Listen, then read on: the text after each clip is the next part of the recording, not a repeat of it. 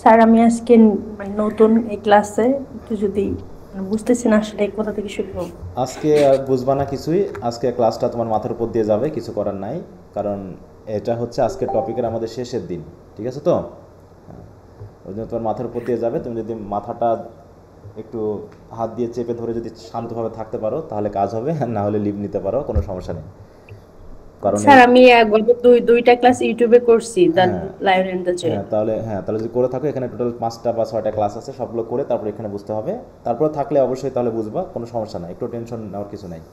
ওকে, বলতে দেখো Akinwande Oluwole Babatunde Soyinka was born in Nigerian. তাহলে তিনি একজন নাইজেরিয়ান রাইটার, তাই তো? টু জি sir. Well educated family when it was still a British colony. তাহলে ওদিকে ব্রিটিশ কলোনি চলছে, ততক্ষণও নাইজেরিয়া ব্রিটিশ কলোনির অংশ হিসাবে আছে। Soyinka has strong feeling and roots in, দেখো, উরোবা কালচার। হ্যাঁ, এটা এটা কি কালচার? এটা কারা তারা? বলো দেখো।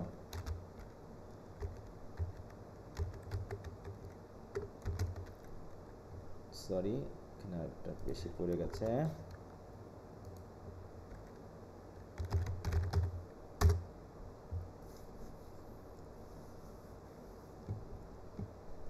দেখো, এই জায়গাতে যেটা আমরা নির্দেশ করছি, এটা একটা রিলিজিয়ান, এবং তার উপর ভিত্তি করেই অন্যান্য সোশ্যাল বা লাইফস্টাইল তাদের। যেমন আমাদের দেশে বিভিন্ন ধরনের ধর্মীয় কালচার আছে তো, নাকি? আমাদের মেজর ধর্মগুলো কি কি? মেজর ধর্মগুলো কি কি বাংলাদেশের প্রেক্ষাপটে? ইসলাম, ইসলাম, তারপরে সনাতন ধর্ম, হুম। হিন্দু, হ্যাঁ খ্রিস্টান, হ্যাঁ, বৌদ্ধ, তাই তো? বৌদ্ধ, এছাড়াও হ্যাঁ আরও বৌদ্ধ। আরও বিভিন্ন ধরনের উপজাতীয় আরও কিন্তু ধর্ম রয়েছে বা কালচার রয়েছে। ঠিক আছে তো?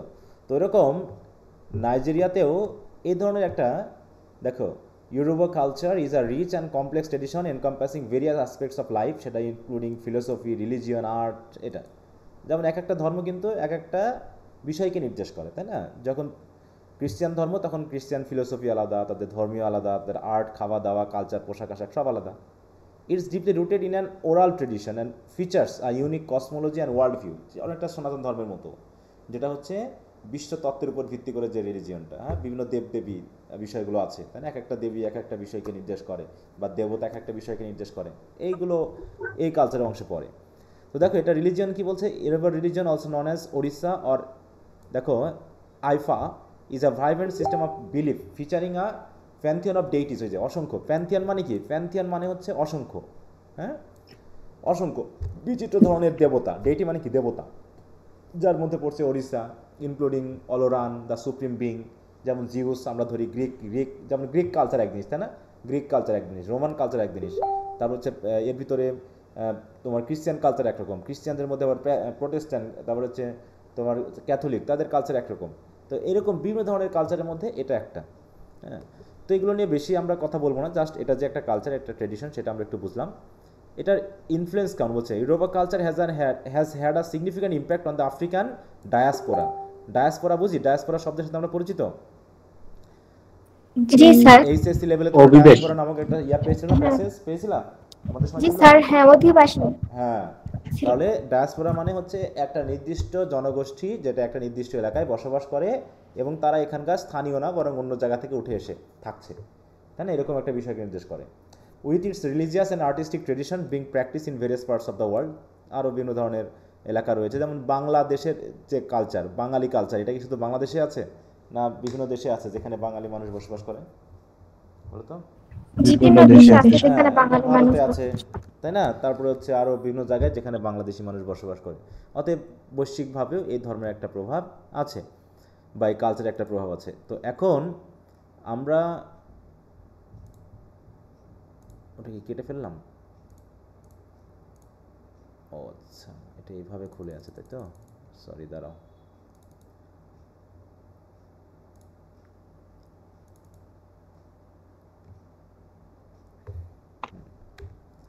এই জন্যই বলি সমস্যাটা কোথায় হয়। ওকে, তাহলে সোয়িঙ্কা হ্যাজ স্ট্রং ফিলিং, এটা তো বলছে, an element of life that has filled mass of his work. এবং এখান থেকে তিনি অনেক কিছুই নির্যাস পেয়েছেন বা এলিমেন্ট পেয়েছেন, যেগুলো তিনি তার লেখনীর মধ্যে ইনক্লুড করেছেন। এখন মানে এগুলো জাস্ট সিম্পল কথাবার্তা। জি স্যার, ওই যে ইয়োরবার ওইটা সম্পর্কে বেশি হ্যাঁ দেওয়া আছে বেশি আছে, এছাড়া এইটুকুনি। এখানে আর তেমন কিছু নেই এখন, ওর ছাড়াও আর তেমন কথাবার্তা নেই, জাস্ট ওইগুলোকে আমাদের নাটকে কীভাবে আছে সেটা বলা হয়েছে। বলতেছে European relevant to his work as an artist who uses western forms. তিনি যেহেতু ওয়েল এডুকেটেড ফ্যামিলি, তাহলে ওয়েল এডুকেটেড ফ্যামিলি তাহলে মেনলি আমাদের যে মেন ক্যারেক্টার আছে লাকুল্লে, এটা কি তাহলে তারই চিন্তাভাবনাকে রিপ্রেজেন্ট করে কিনা বলো তো? জি স্যার। রাইটারের, হ্যাঁ রাইটারের রিপ্রেজেন্ট করছে কিন্তু। হ্যাঁ, তা বলছে he he can be considered a victim of colonialism as he witness Europeans trying to change his ইউরোপীয় culture to fit their own. হ্যাঁ, অতএব তার একটা চিন্তাভাবনা যেটা হচ্ছে ইউরোপিয়ান কালচার, সেই ইউরোপিয়ান কালচার বা কলোনিয়াল যে কালচারটা, সেইটা লাকুল্লের মাধ্যমে তিনি তার নাটকে ফুটিয়ে তোলার চেষ্টা করেছেন, তাই না? যে কিভাবে তার চলমান কালচারকে আস্তে আস্তে আস্তে দমন করার চেষ্টা করা হচ্ছে। তারপর he acknowledge the dangers and evils of colonialism. He was anxious about every person that has been hurt from colonialism. হ্যাঁ, কলোনিয়ালিজমের মাধ্যমে যে মানুষগুলো প্রভাবিত হচ্ছে। তারপর যে Soyinka sees the African artistic or cultural essence either absent from or depend upon western ideas, but Africa has been forced into silence. হ্যাঁ, আস্তে আস্তে কী করা হচ্ছে, আফ্রিকান কালচারগুলোকে সাইলেন্স করে দেওয়া হচ্ছে, হ্যাঁ ফোর্সফুলি সেগুলোকে দমন করা হচ্ছে। Western ideas but African has been force into silence, হ্যাঁ, but never denied its own being. In this sense Soyinka is a post colonial writer. তার মানে তিনি পোস্ট কলোনিয়াল কেন বলা হচ্ছে? পোস্ট আর প্রি কি? পোস্ট মানে হচ্ছে তিনি সাপোর্ট করেছেন কাকে, নিজস্ব কালচারকে না কলোনিয়াল কালচারকে? কোনটাকে? ওয়েস্টার্ন কালচারকে? নিজস্ব কলোনিয়াল। কালচারকে। হ্যাঁ, নিজস্ব কালচারকে। নিজস্ব কালচারকে তিনি সাপোর্ট করেছেন, তাই না? বি হলে কলোনিয়াল। এবং তিনি মেইনলি চেষ্টা করেছেন ওইটার এসেন্সগুলোকে ধরে রাখতে, এবং তিনি সেটাকেই ফুটিয়ে তুলেছেন। বলছে Soyinka intends to show that African people have rich cultural tradition and systems of thought that can be considered an alternative to Euro American tradition. হ্যাঁ, he also claims that African, তাহলে ইউরো আমেরিকান কেন বলা হচ্ছে? কারণ western বলতে আমরা প্রধানত England, তাই তো, জার্মানি, এই যে ইউরোপটাকে যেমন বুঝি তেমনি আমেরিকাকেও কিন্তু বুঝে থাকি। কারণ আমেরিকা এবং সাথে সাথে এই ইউরোপিয়ান কালচারগুলো একই ধরনের, কারণ এগুলো হচ্ছে কি সবগুলো কোন ধর্মীয় কালচার? এদের অধিকাংশই খ্রিস্টান। হ্যাঁ খ্রিস্টান রিলিজিয়াস খ্রিস্টান। কালচার, তাই তো। এই জন্য এটা হচ্ছে কি মোটামুটি ইংল্যান্ডের যে প্রভাব তৎকালীন সময় ছিল, হিস্ট্রি আমরা যখন পড়ছি তখন আমরা বুঝবো যে সেইটা যেহেতু, এবং ইংল্যান্ডের বা ইউরোপিয়ান মানুষ দ্বারাই আমেরিকান দেশটা গঠিত, তাই না? অতএব ওদের মধ্যে কালচারটা একই, তো সেটাকে তিনি একসাথে বোঝাতে যাচ্ছেন। হ্যাঁ, যে তিনি চেষ্টা করেছেন যে ইউরো আমেরিকান যে ট্রেডিশন সেটার অল্টারনেটিভ হিসাবে তিনি আফ্রিকান কালচারকে বিশেষভাবে বিবেচনা করতে, যেটা একটা রিচ কালচার, এটাকে সহজে আমাদের বাদ দেওয়া ঠিক হবে না। যেমন আমাদের নিজস্ব কালচার আছে কি না? বাঙালি কালচার। জি স্যার। জি স্যার। বাংলাদেশি হিসাবে কি আমাদের নিজস্ব কালচার আছে, না বাঙালি হিসাবে আমাদের কালচার আছে বলো তো? বাঙালি হিসেবে। বাঙালি হিসেবে। বাঙালি হিসেবে। বাঙালি হিসেবে, তাই না? বাঙালি হিসেবে ভাষাভিত্তিক আমরা একটা জাতি, এবং সেই ভাষাভিত্তিক জাতি হিসেবে কিন্তু আমরা ভাষা দিয়ে একটা দেশ তৈরি করেছি। তাহলে ভারতীয় যে বাঙালি আছে তারা আর আমরা বাংলাদেশের বাঙালিটা কি এক? হ্যাঁ, না না স্যার। স্যার। হ্যাঁ, আমরা কিন্তু এক না, তাই না? আমরা দেখো কিছু কিছু বাঙালি কালচার যেটা ভারতীয়রাও পালন করে, আমরাও পালন করি, যেমন হচ্ছে তার ভিতরে বৈশাখী উৎসব একটা, তাই না? বা বিভিন্ন ধরনের মানে মাস ভিত্তিক যে উৎসবগুলো, তাই না? সেগুলো কিন্তু আমাদের ভারত এবং বাংলাদেশের বাঙালি কালচার। কিন্তু বাংলাদেশি কালচার কোনগুলো হবে? বাংলাদেশ জন্মের পর যেগুলো সৃষ্টি হয়েছে, সেটা মুক্তিযুদ্ধ মাধ্যমে হোক বা এই দেশ পরবর্তী সৃষ্টি হোক, সেরকম। তবে আমরা বাঙালি কালচারের থেকে আমরা আসলে বাংলাদেশি কালচারে খুবই পোর, আমাদের নিজস্ব কালচার নেই। যেমন হচ্ছে সৌদি আরব যে মানে দেশ একটা, আর আরব কান্ট্রি বলতে কি কি বোঝায়? আরব কান্ট্রি বলতে আমরা কি সৌদি আরবকে বুঝি, না আরবীয় ভাষায় কথা বলে যে দেশগুলো সেগুলোকে বুঝি? আরবি ভাষায় আরবি ভাষায়। সেইটাকে এটা দেখা যাচ্ছে যে অনেকগুলো দেশ আছে যেখানে তাদের ভাষা হচ্ছে আরবি, তাই না? অতএব সেই দেশগুলোকে বুঝছে। তাহলে আবার সৌদি আরবের কালচার আবার ইরানি কালচার বা ইরাকি কালচার কি এক না ভিন্ন? ভিন্ন, ভিন্ন। আবার দেখা যাচ্ছে ভাষা ভিত্তিক আবার ভিন্নতা না, একরকম থাকতে পারে। ইসলাম ধর্মের যারা আছে, আবার ইসলামের মধ্যে যেহেতু আবার দুটা তিনটা ভাগ আছে, তাই না? আমাদের দুটো ভাগ আছে, শিয়া সুন্নি, সেখানে নিয়ে একটা ঝামেলা আছে। তো এরকমভাবে বিভিন্ন ধরনের বৈচিত্র্যতা কিন্তু আছে। তো যে যে দেশে বসবাস করে, যে যে কালচারে বসবাস করে, নিশ্চয়ই সেটার প্রতি একটা সফট কর্নার সবার থাকবে। তাই বলছে দেখো, he also claims that African writers should insert an African way of living and thinking. তাই বলতেছে যারা আফ্রিকান রাইটার, আমরা শিক্ষা দিকে উন্নত হতে পারি, কিন্তু আমরা চেষ্টা করব আমাদের চিন্তায়, আমাদের জীবনধারায় এবং তাদের rituals, tradition, rights, beliefs, custom সবগুলোতে আমাদের উচিত আমাদের নিজস্ব কালচারকে ইনক্লুড করা। In order two project an African perspective as we can observe in the victorious manner in the lion and the Jewel. তাই না? তাহলে লায়ন অ্যান্ড দ্য জুয়েলে কোন কালচার জয়ী হলো বলো? কলোনিয়াল বা ওয়েস্টার্ন কালচার জয়ী হলো নাকি আসলে আফ্রিকান বা ইউরোপীয় কালচারই জয়ী হলো? কারণ African culture. African culture culture কিন্তু জয়ী হয়েছে, তাই না? হ্যাঁ, তাই এইভাবে তিনি বলতে চাচ্ছেন যে আমাদের নিজস্ব কালচারের দ্বারা ওয়েস্টার্ন কালচারকে দমন করতে হবে। তা না আমরা পুরোপুরি আমরা ওয়েস্টার্ন কালচারের সাথে যদি দমে যাই তাহলে আমরা আমাদের নিজস্বতা পাবো না কিন্তু। তাই বলছে দেখো, within the primary anglophone field of post colonial studies. Anglo বলতে আমরা কি বুঝি জানো? অ্যাংলো ইংরেজি ভাষা, ইংরেজি, তাই না? হ্যাঁ, ইংরেজি। অ্যাংলোফোন কেন বলা হচ্ছে? কারণ ভাষায় ওই ইংল্যান্ডের একটা টান, একটা চলে আসছে কিন্তু। The analysis of African culture has largely mint the analysis of writing in English. তাই তো আফ্রিকান কালচারকে যখন আমরা ইংলিশ কালচার দিয়ে লিখছি তখন কি আর নিজস্বতা থাকবে বলো তো? আমরা যখন একটা জিনিস ভাবো, অব্র দিয়ে বাংলা লেখা আর হচ্ছে বিজয় দিয়ে বাংলা লেখা, কোনটাতে বাংলার নিজস্বতা আছে, অব্রতে না বিজয়ে? অব্র দিয়ে যখন আমরা বাংলা লিখছি তখন কি ইংলিশ ফন্টে বাংলা লিখছি না আমরা, মানে ইংলিশ মতো করে বাংলা লিখছি না? হ্যাঁ, আমি বলতেছি TOMA তাই না? তাহলে তোমাকে হয়ে যাচ্ছে, তোমাকে অনেক সময় বাংলা লিখতে তো আমি ইংলিশে লিখি, আর বাংলায় বলে কি তো তয়কার, ময়াকার, কয়েকার, এটা আমি বাংলাতে বিজয় দিয়ে লিখতাম। তাহলে আমরা অধিকাংশই অব্র দিয়ে যখন লিখি তখন সমস্যাটা হয়ে যাচ্ছে কি, আমরা আমাদের ওই বাংলা বানানগুলো আর খেয়াল করতেছি না, তখন ইংলিশ দিয়ে বাংলা বানানটাকে নিয়ে আসার চেষ্টা করছি। তাহলে অটোমেটিক এখানে একটা কি হচ্ছে, একটা মানে সংকরায়ন ঘটতেছে কিন্তু। তো এরকমভাবে যখন আমরা কোনো কিছু ইংলিশ দিয়ে লিখতে যাব তখন অবশ্যই আমাদের নিজস্বতা আস্তে আস্তে হারিয়ে যাবে। তাই আমার মনে হয় যে বিজয়কে আরও বেশি মানে করা উচিত, ডেভেলপ করা উচিত, যাতে আমরা অনলাইন মিডিয়াতে ওটা সহজ ইউজ করতে পারি। কারণ বিজয়টা অনলাইন মিডিয়াতে মানে না করলে ব্যবহার করা যায় না, কনভার্টের মাধ্যমে, তাই না? কনভার্ট না করলে ব্যবহার করা যায় না, কিন্তু অব্রটা আমরা সহজে ব্যবহার করতে পারি। হ্যাঁ, আমরা বাঙালিরা একটু পিছিয়ে আছি, আমরা নিজস্বতাটাকে ধরে রাখার জন্য খুব একটা উৎসাহী না। আমরা একটা লস প্রজেক্টের জাতি, হ্যাঁ, আমরা একটা ঘুষখোর জাতি। আমরা চাই অন্যকে লাভ দিয়ে আমরা নিজেরটা লস করতে। হ্যাঁ, বাংলাদেশের অধিকাংশ প্রজেক্ট যেখানে বলো তো, বাংলাদেশের নিজস্ব সরকারি অফিসগুলো সব লস প্রজেক্ট, ট্রেন বলো, বাস বলো, তারপরে তোমার মোবাইল ফোন বলো। কারণ কি, তারা এরা খেয়ে দিয়ে অন্যকে লাভ দিচ্ছে যাতে ওদিকে গ্রামীণ ফোন ভালো চলতে পারে, বাংলা লিঙ্ক চলতে পারে। টেলিটকের নাকি টাওয়ারই পায় না, আমি তো টেলিটক একটা আছে, ওর নাকি কাজই হয় না, মানুষ ব্যবহারই করে না। হ্যাঁ, ওয়ারিট তো বন্ধ হয়ে গেছে। হ্যাঁ, এমবি চালাতে গেলে ও দেখা যাচ্ছে একটু অজপাড়ায় গেলে তার নেটওয়ার্ক পায় না, অথচ এটাই ভালো হওয়া উচিত ছিল। হ্যাঁ, এটা একটা লিডিং যে ব্যান্ডউইথ, এটা আবার সরকারি চাকরির মধ্যে রাখা দিয়েছে। হ্যাঁ, যে ব্যান্ডউইথ বিক্রি করে তার নাকি সংসার চলে না, ব্যাপারটা এরকম। হ্যাঁ, মানে বাংলাদেশের এরকম, যে অন্যদেরকে পরিচালনা করে তারই নাকি পেট চলে না। তুমি বিআরটিসির গাড়িগুলো দেখো কেমন, মনে হচ্ছে জঘন্য লক্কর গাড়ি, রং থাকে না ঠিক মতো, যত্ন হয় না ঠিক মতো।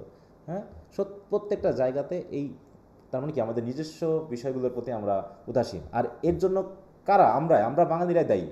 হ্যাঁ, তুমি যদি কাউকে সুবিধা দাও, তুমি যদি অন্যের সুবিধা নিয়ে তুমি যদি অন্যকে দিয়ে দাও, তাহলে তো তারা নিতে চাইবেই। তুমি তোমার প্রতি কতখানি ভালোবাসা দেখাও, এই জায়গাটা আমরা খুবই, তাই বলছে আফ্রিকান আগে নিজে ঠিক করতে হবে। হ্যাঁ, নিজেকে ঠিক করতে হবে। আমি যদি অন্যের দ্বারা পটে যাই তাহলে তো আমাকে তারা পটাবেই, অন্যরা তো আমাকে পটাবেই। তুমি নিজের জায়গায় স্টিক থাকো। যেমন ফ্রান্সিস বেকন তার গ্রেট প্লেসের কথাই বলেছে যে তোমাকে ঠিক থাকতে হবে। তোমাকে যদি ঠিক থাকো, কিসে তোষামদি, কে তোমাকে এসে তোষামদ করবে, কে তোমাকে এসে নড়াবে? তুমি যদি ঠিক না থাকো তো তোমাকে বাতাসে নড়িয়ে দিবে।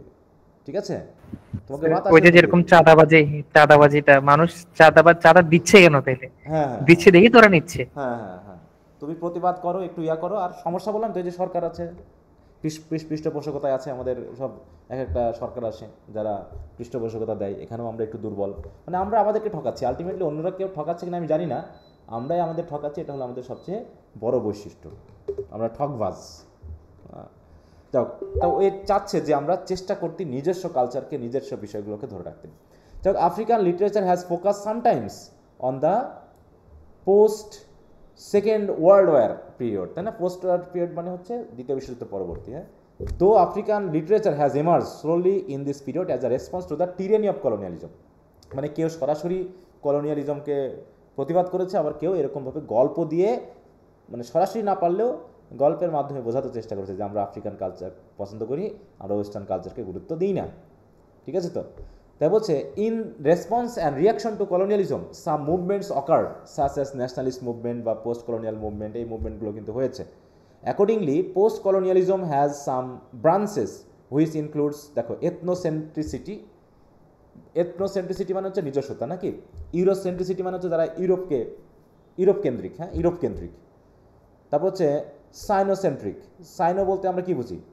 সাইনো মানে হচ্ছে, দেখো, চীন, ওটা চাইনিজ, তাই না? চীন কেন্দ্রিক। আফ্রোসেন্ট্রিক মানে হচ্ছে আফ্রিকার কেন্দ্রিক, তাই না?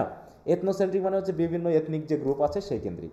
এরকম যেমন গ্রুপ রয়েছে তেমনি জাতিগত। আফ্রোসেন্ট্রিক একটা ব্যাপার কিন্তু চলেছে, মানে আমরা আফ্রিকাকে গুরুত্ব দিব। Here authors according to their original preferences may choose one of this methods to write the literature. অর্থাৎ তিনি এই যে নাটকটা লিখেছেন, তিনি কেন লিখছেন? হ্যাঁ, নাটকটা পড়তে গিয়ে আমাদের একটু মাঝে মাঝে কিছু বিষয় নিয়ে খারাপ লেগেছে যে এরকম কালচার ওখানে, কিন্তু ওখানকার কালচার এটা ছিল, হ্যাঁ, হাজার হাজার বছর ধরে এভাবেই চলে আসছে। এবং এই কালচারটাকে তারা কি করে, মানে ওন করে, হ্যাঁ, তারা নিজের কালচার বলে মনে করে, তারা এটাকে গ্রহণ করেছে। হ্যাঁ, দ্যাটস দোজ হু পিক, দেখো, Afrocentricity as their method try to write about African culture. অতএব যারা এই আফ্রোসেন্ট্রিসিটি গ্রহণ করেছে, তারা কি করছে? ওই কালচার দিয়ে তারা লেখালেখি শুরু করেছে, তাই না? লিখতে চাচ্ছে তাদের ধর্ম, তাদের বিশ্বাস, তাদের ট্র্যাডিশন, এগুলো দিয়ে তিনি চেষ্টা করেছেন যে আমার লেখালেখির মধ্যে তুলে ধরতে। আমি আর ইউরোপকে তুলে ধরবো না, আমি চেষ্টা করবো যেমন ইউরোপকে তুলে ধরতে গিয়ে, ইউরোপিয়ান রাইটার হতে গিয়ে আমাদের একজন বাঙালি কবি অনেকভাবে ঠকছে। সে কে? মাইকেল মধুসূদন দত্ত। তিনি চেয়েছিলেন খ্রিস্টান ধর্ম গ্রহণ করে তিনি ইউরোপিয়ান ভাবতে চাইবেন, ঠিক অনেকটা কেমন বলো তো? একটা গল্প আছে না, একটা গল্প আছে, আমরা কি মনে প্রাণে ইউরোপ হতে পারবো? আমি কখনো আমি খ্রিস্টান, তাই বলে কি আমি ইউরোপিয়ান? বলো তো? হ্যাঁ, আমি বাঙালি, আমার ধর্ম আমি যাই পালন করি না কেন, আমার মধ্যে আমার বাংলাদেশি, আমার বাঙালি বৈশিষ্ট্য থাকবে। আমি যদি এখন খ্রিস্টান বলে, হ্যাঁ, আমি এখন ভং সাজতে চাই, ইউরোপিয়ান সাজতে চাই, ইউরোপীয় পোশাক পরতে চাই, ইউরোপীয় খাবার দাবার করতে চাই, তাহলে কি হবে? মানাবে? সেই ময়ূরের, এই কি কাকের ময়ূরের পাখনার মতো হবে না ব্যাপারটা? হ্যাঁ, ওইরকম একটা ব্যাপার। তা তিনি তাই করতে চেয়েছিলেন, যে তিনি ফ্রান্সে গেলেন, হ্যাঁ, গিয়ে মোটামুটি তো না খেয়ে মরা অবস্থা তার। হ্যাঁ, শেষে সে বাঙালি কালচার গ্রহণ করলো, তাই না? সে যে হিন্দুত্ব, আগে যে হিন্দু ধর্মে ছিল, সনাতন ধর্মে ছিল, সেই কালচার দিয়ে, দেখো, মেঘনাথবধ কাব্যসহ আরও যেগুলো লেখালেখি করছে, তিনি বাংলা সাহিত্যে কিন্তু নাম করিয়েছেন, কিন্তু ইংরেজি সাহিত্যে করতে গিয়ে নাম করাতে পারেননি। অতএব নিজস্বতা সবচেয়ে বড় জিনিস, সাহিত্যের ক্ষেত্রে নিজস্বতা হচ্ছে সবচেয়ে বড় জিনিস। এখানে নিজস্বতাকে ত্যাগ করে, কারণ আমার স্বপ্নে, আমার মানে কি বলবো, আমার রক্তে, আমার বিশ্বাসে সব কিছু আমি বাঙালি, ঠিক আছে তো? আমার বাংলাদেশি বৈশিষ্ট্য থাকবে। আমি আবার ভারতীয় না, আমি ভারতীয় না, কিন্তু আমি বাঙালি, বাংলাদেশি বাঙালি।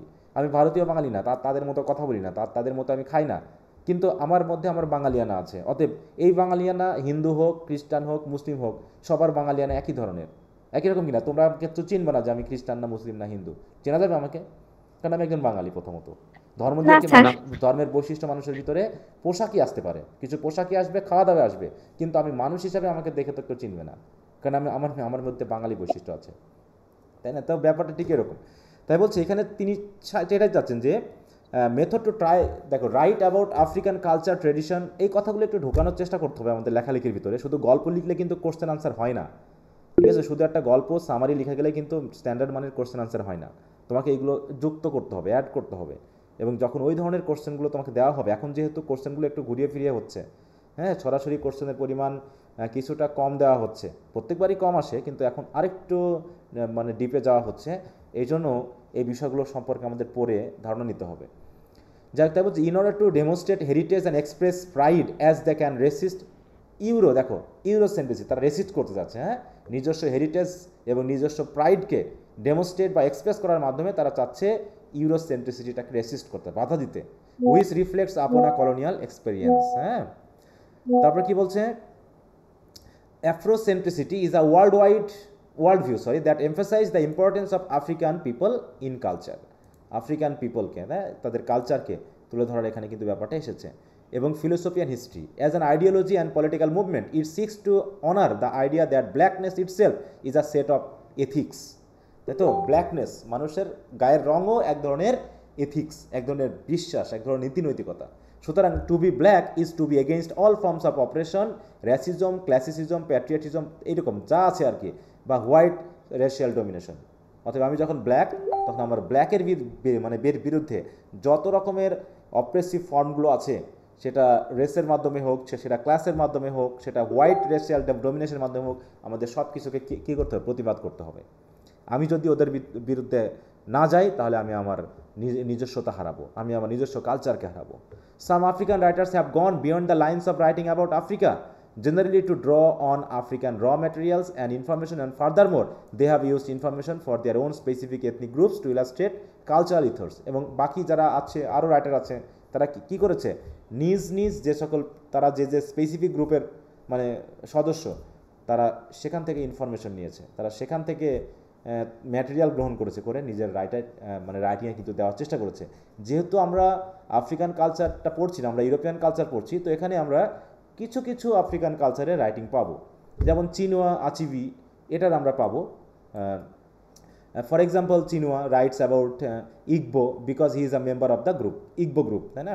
আবার likewise ওলিসোইঙ্কা uses and writes about European rituals and beliefs to reveal his roots। এখন যদি আমরা বাংলায় লিখতে চাই, বাংলা কালচারে লিখতে চাই, তাহলে এরকম রাইটার আমরা রবীন্দ্রনাথ পেয়েছি, নজরুল পেয়েছি, তাই না? এছাড়াও আরও যারা বাংলাদেশি রাইটার রয়েছে, তারা কি কোন কালচারে লিখছে? তারা নিশ্চয়ই বাংলাদেশি কালচারে লিখেছে, তাই না? বাংলাদেশি বিশ্বাসে লিখেছে। বা এখানে বাংলাদেশে কি যেমন এখানে একটা জিনিস ভাবো, এই যে ইউরোপিয়ান কালচার পড়ছি, এই কালচারের ভিতরে কিন্তু আমরা শুধুমাত্র ক্রিশ্চিয়ান কালচার পাচ্ছি আর প্যাগান কালচার পাচ্ছি, কারণ ওই দুটার ভিতরেই ইনক্লুডেড ছিল। কিন্তু এই ইউরোপিয়ান রাইটারদের মধ্যে আমরা অন্য কোনো ধর্মের, হিন্দুইজম বা ইসলামের কিন্তু কোনো রাইটিং কিন্তু আমরা পাচ্ছি না। কিন্তু যখন আমরা আবার বাংলাদেশি কালচারে পড়ছি বা বাংলাদেশি রাইটারদের পড়ছি, ওখানে কিন্তু আবার হিন্দু, মুসলিম, খ্রিস্টান সবই আসতেছে, কারণ এখানে একটা ইন্টারমিক্সিং ঘটেছে, তাই তো? একসাথে বসবাস করার একটা প্রক্রিয়া ছিল, এই জন্য কিন্তু ওগুলো লেখা হচ্ছে।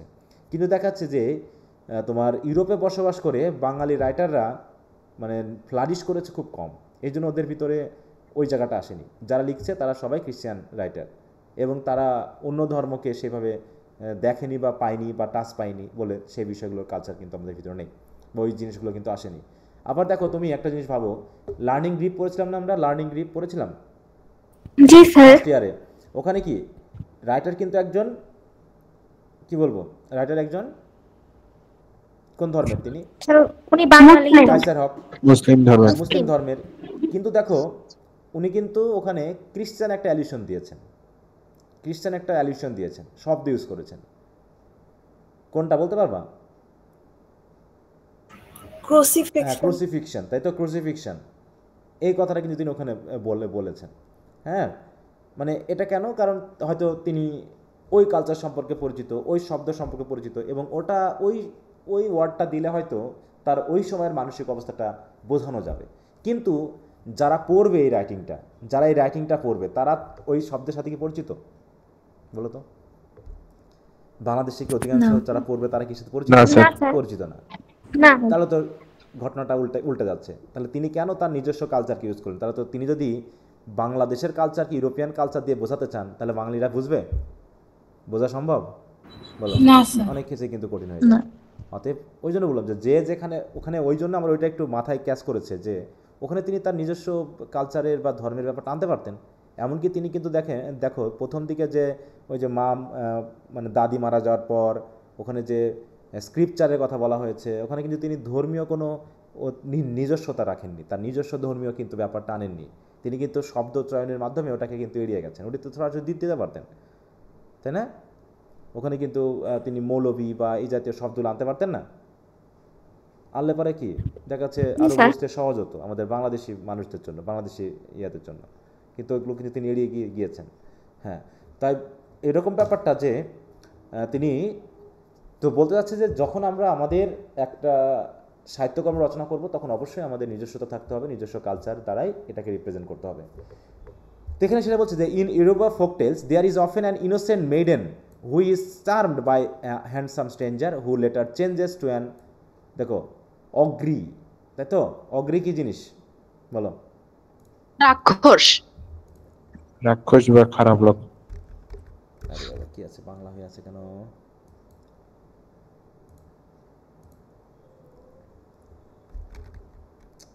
আরে ভাই রে।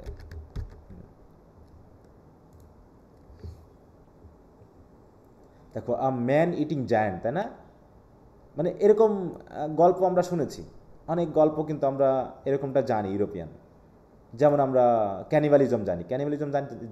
ক্যানিবালিজম কি? এই ব্ল্যাক বা আফ্রিকান, এটা এক ধরনের ট্রেডিশন কিন্তু মানুষ খায় যারা। মানুষ খাওয়া, মানুষ খাওয়া, তাই না? তা হচ্ছে এরকম গল্প পরিচিত আছে আমাদের। যেমন গল্প আছে না, রাক্ষস খোকসের গল্প আমরা দাদা দাদির মুখে শুনছি কিনা? হ্যাঁ, আমরা কিন্তু শুনছি। জি শুনছি। ওইরকম কি রাক্ষস টাক্ষস আসলে আছে? আমরা কিন্তু রাক্ষসের কালচার জানি বা এরকম গল্প জানি, যেগুলো আমার দাদা দাদিরা বলতেন, কিন্তু কই এখন তো দেখি ওটা রূপকথা। রূপকথার গল্প। তা ওইগুলো আগে থেকে চলে আসছে যেগুলো, ঠিক ওইরকমভাবে যেমন আমরা হিস্ট্রিতে বা ইংরেজি সাহিত্য হিস্ট্রিতে পড়েছি হচ্ছে তোমার ওই যে বিয়ল্প, যেটা পড়লাম, বিয়ল্পের যে কাহিনীগুলো পড়েছি, ওগুলো তো জাস্ট রূপকথা, ওগুলো তো বাস্তবায়ন হতে পারে, ওগুলো বাস্তব না, তাই না? ওগুলো গল্পের মাধ্যমে তারা হয়তো অন্য কিছু বোঝাতে চেয়েছেন। তৎকালীন সময়ে মানুষ হয়তো সরাসরি কথা বলতে পারতো না, তারা হয়তো অন্য কিছু মাধ্যম দিয়ে, একটা জিনিসের মাধ্যম দিয়ে সিম্পলি আরেক জিনিসকে বোঝাতে চাইতো।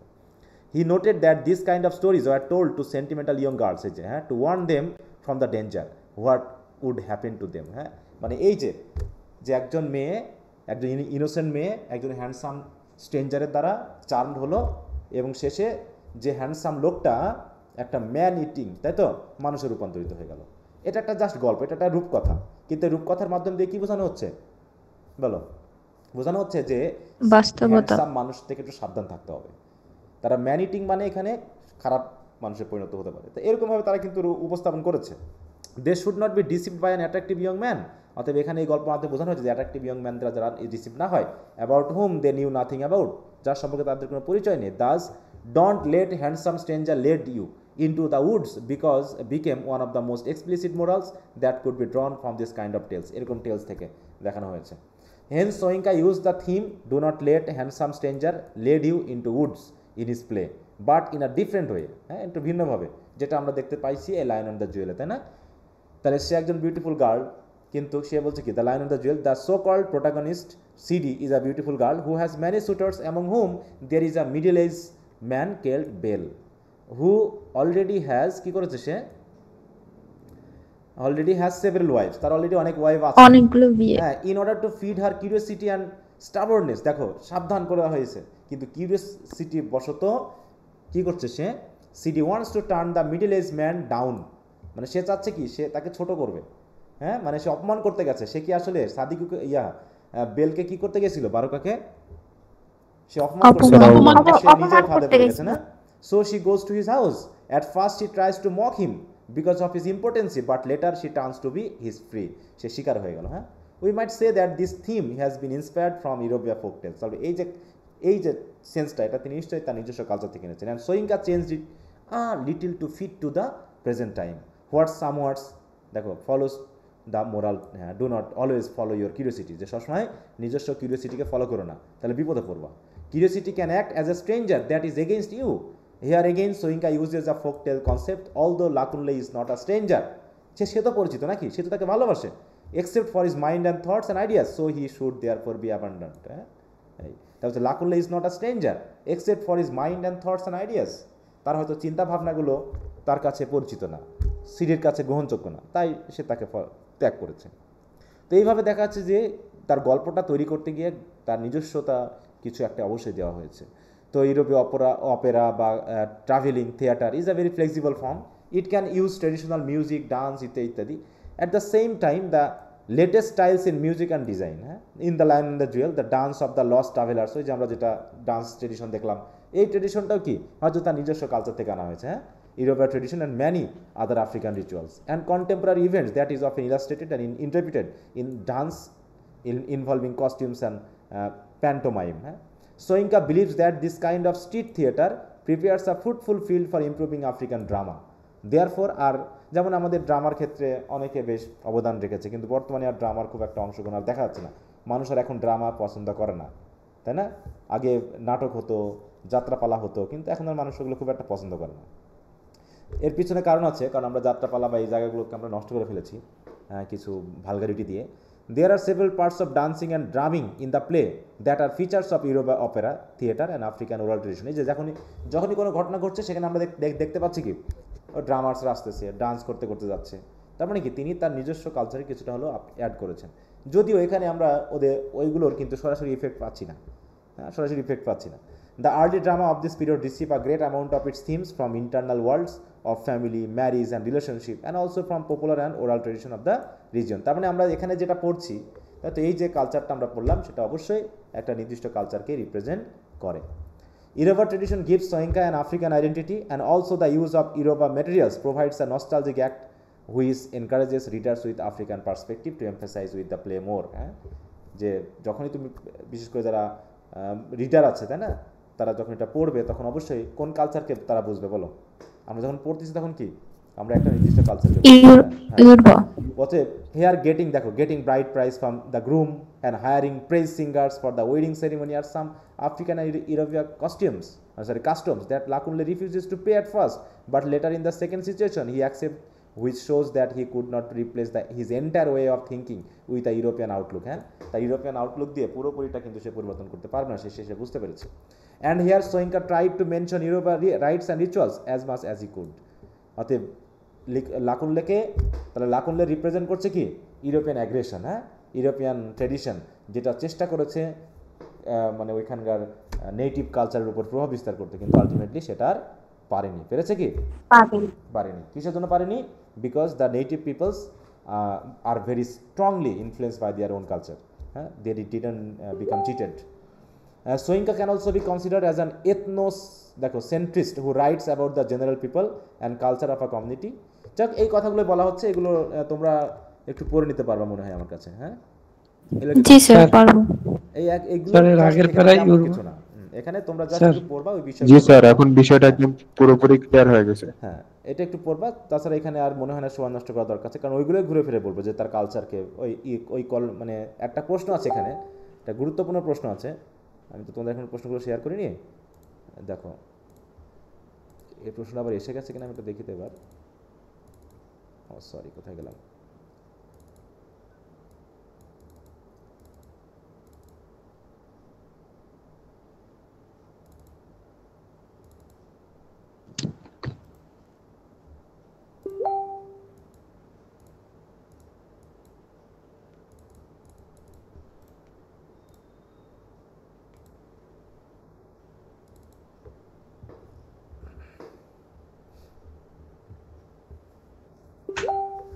এই যে এইখানে এই প্রশ্নটা কিন্তু খুবই গুরুত্বপূর্ণ, হ্যাঁ। Wole Soyinka's play the lion and the jewel is about the victory of traditional over western ones, হ্যাঁ।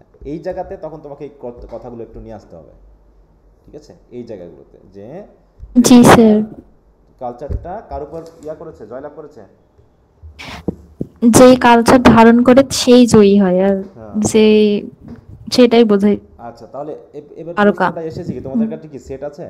কোথায় রাখলাম আমারটা? জি স্যার। জি sir. How realistically does Soyinka portray African society in the play of The Lion and the Jewel? তাহলে প্রথম প্রশ্নটা এসেছে তাই না, প্রথমটা, what picture of African society do you find in the play, মানে ওটাকে ঘুরিয়ে একটু প্রশ্নটা দিয়েছে। তাহলে প্রথমটা এসেছে, Discuss how women are presented in the Ole Soyinka The Lion and the Jewel. উইমেনকে, তাই না? হ্যাঁ জি স্যার। হ্যাঁ, উইমেনকে, এটা একটু নতুন দিয়েছে। দেখো এটা কিন্তু নতুন করে তৈরি করেছে, উইমেনকে কীভাবে রিপ্রেজেন্ট করা হয়েছে। অবশ্য সিডির ক্যারেক্টারটা যদি আমরা দেখি তাহলে ওটা ওখানে চলে আসবে। হ্যাঁ, তো এখানে প্রশ্ন কিন্তু একটু রেডি এরকম করে করা হচ্ছে যে একটু ব্যাকে ঢুকে দেওয়া হচ্ছে এই জায়গাগুলো, যে কিছুটা রিপিট আসতেছে, কিছুটা নতুন কোশ্চেন আসতেছে। এই জন্য গল্প সম্পর্কে একটা ধারণা থাকলে ওগুলো লিখে দেওয়া যাবে। এখানে উইমেনকে রিপ্রেজেন্ট করছে, তাহলে কার কার ক্যারেক্টার আসবে বলো তো এই জায়গায়? আমরা এই প্রশ্নটা যদি লিখতে চাই তাহলে কিভাবে আসবে? সি দিয়ে আসবে সাদিকু এবং দ্য ফেভারিট। আরেকটা হচ্ছে কি আসবে? ফেভারিট, তাই না? শোনা জি, ওর কথা আসবে। এই তিনটা ক্যারেক্টারের মাধ্যমে আমরা কিন্তু এটাকে উপস্থাপন করতে পারবো। আচ্ছা, তাহলে এই সামারিগুলো যখন পড়বো তখন তো বুঝতে পারবা, সামারি নিয়ে তো আর সমস্যা না, এগুলো যেহেতু গল্পের সাথে রিলেটেড। হ্যাঁ, একটু সবাই বিশেষ করে ইনডেপথ অ্যানালাইসিস এই জায়গাগুলো খেয়াল রাখবা। পলিগেমাস সিস্টেম বা বিভিন্ন ধরনের সিস্টেমগুলো আছে, যখন আফ্রিকান কালচার বলছে না তখন নিশ্চয়ই এখানে সেই কথাগুলো কিন্তু আসবে, যে কী কী কালচার এখানে আছে। আচ্ছা, এমনি স্পেসিফিক আর কোনো জায়গা আছে যেখানে বুঝতে অসুবিধা হয়েছে বা এরকম কিছু? না এটাই স্যার। সমস্যা ছিল স্যার, প্রথম একটু বুঝতে। হ্যাঁ, জাস্ট ওখানে বলা হয়েছে যে রাইটার তার নিজস্ব কালচারকে, একই কথা ঘুরে ফিরে আসছে। দেখো যতটুকুই পড়ুন দেখবে একই কথা আসছে ঘুরে ফিরে, যে তিনি তার কালচারের বিষয়টা ফুটিয়ে তুলতে চেয়েছেন এবং ওয়েস্টার্ন কালচারকে বা কলোনিয়াল কালচারকে তিনি মানে দমন করতে চেয়েছেন, এটাই। আচ্ছা, লাকুনলে বা ক্যারেক্টারগুলো একটু ভালো করে পড়বা, বিশেষ করে সিডির ক্যারেক্টার এবং সাথে সাথে হচ্ছে কম্পারেটিভ স্টাডি হিসেবে সাদিকুর ক্যারেক্টারগুলো খেয়াল করতে হবে। আচ্ছা, তো এটা নিয়ে আর কথা বলার দরকার আছে? বলো আর কোথাও।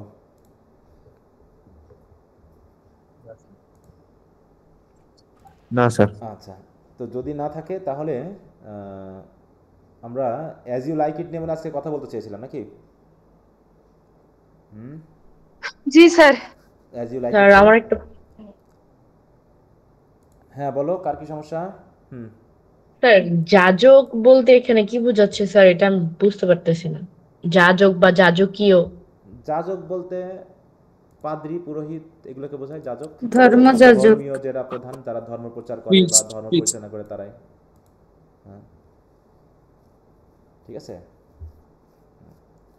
জি স্যার। এটা যাজক, এটা মানে খ্রিস্টিয়ান কালচারের মতো লাগে। পুরোহিত শব্দটা যেমন হিন্দু কালচারের সাথে যায়। হ্যাঁ, যাজক বা ইক্লেসিয়াস্টিক্যাল মতো যাজকীয় ব্যাপারটা বোঝায়, এটা তোমার খ্রিস্টান কালচারের সাথে যায়। তোমাদের যেমন হচ্ছে কি, তোমাদের ওদিকে কি বলা হয় ধর্মীয় ইয়াদেরকে? ইমাম। ইমাম বা আমরা বলি না অনেক সময় মৌলবি। হ্যাঁ হ্যাঁ, ওইরকম আর কি। আলেম বলে। হ্যাঁ, আলেম। তারপর হচ্ছে মোল্লা, কাদেরকে বলে? মোল্লা আলেম বলে না? সেম সেম আচ্ছা না সেমই। আচ্ছা, তাহলে আমরা এটা বাদ দিলাম। আমাদের তাহলে পড়া শুরু করবো আমরা কি জানো, রোমান্টিক পোয়েট্রির এসটি কোল্ডিস, তাই না? তার আগে আমরা তাহলে আজকে যেহেতু অ্যাজ ইউ লাইক ইটটা আমাদের শেষ করার কথা আছে, যাতে আমাদের নতুন পড়া দিতে হবে 27 তারিখ থেকে, প্রায় অনেক কয়দিন, 3 দিন আর 5 দিন চেঞ্জ হয়ে গেল। আচ্ছা, অ্যাজ ইউ লাইক ইটের সমস্যা আছে কারো? না স্যার, এটাতে সমস্যা নেই। আচ্ছা, কারো যদি থাকে একটু বলো, না হলে আমি চেঞ্জ করে দিব, নতুনটা শুরু করবো। যদি থাকে তাহলে ওটাকে আমি ঠিক করে একটু পড়াই দিচ্ছি। স্যার একটু ব্রিফলি ডিসকাস করা যাবে এটা নিয়ে? কোনটা? As you like it. Briefly discuss বলতে মানে পুরো স্টোরিটা? জাস্ট সামারিটা, যে এই ঘটনাটা কি এরকম আর কি। না না, তুমি টেক্সটটা পড়েছো? না স্যার। তাহলে আমি তো সময় নষ্ট করবো না ওটা দিয়ে। তুমি একটা টেক্সট পড়ো, তুমি সামারির কথা আমাকে বলবাই না সামনে। আমি সামারি মোটেও পছন্দ করি না, ঠিক আছে? তুমি যেটা দেখোনি বা তোমার যদি স্পেসিফিক সমস্যা থাকে তুমি সেটা বলবা, কিন্তু তোমাকে রেকর্ড ক্লাসগুলো দেখে পুরোটাকে কভার করতে হবে। এখানে ব্রিফলি বলা যায়, এটাকে ব্রিফলি আমি কি বলবো তোমাকে? এটা তো অনেকগুলো প্লট, সাব প্লটের ব্যাপার আছে। হ্যাঁ, আর সামারিকে তো আমি ঘৃণা করি, প্রচুর পরিমাণে ঘৃণা করি। তো ওই জন্য ওটা টেক্সট পড়ার পরে যদি পড়তে পারো সেটা পড়বা, কিন্তু প্রথমেই তুমি টেক্সট না পড়ে যদি সামারি চাও তাহলে তো আমি ওটা তো একদম পছন্দ করি না। তুমি টেক্সটগুলো দেখে নিবা। স্যার এই উইন্ডোটা একটু সরানো যাবে? এটার পার্পল কালারটা চোখে লাগতেছে একটু। আচ্ছা, সমস্যা নেই, আমি করে দিচ্ছি। জাস্ট এটাকে তাহলে আমি বাদ দিয়ে দিলাম। হ্যাঁ, এখানে অ্যাজ ইউ লাইক ইটের পর আমরা কোনটা বাকি আছে? আর্মস অ্যান্ড দ্য ম্যান, এটা পড়েছিলাম। জি স্যার, এগুলো সব শেষ জি হয়ে স্যার, গেছে। এটা হচ্ছে তাহলে লায়ন ইন দ্য জুয়েল এখন শুধু লায়ন ইন দ্য জুয়েল বাকি আছে। আচ্ছা ঠিক আছে, তাহলে আমি এটাই দিলাম, লায়ন ইন দ্য জুয়েল। এটাতে মোটামুটি 3 তারিখ, তাহলে 10 তারিখ পর্যন্ত আমি সময় দিলাম।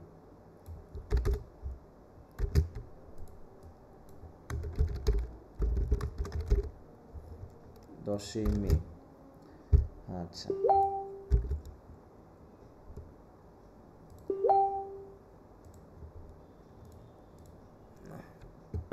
তাহলে আজকে আমরা স্যার এখন আমাদেরকে হ্যাঁ বলো।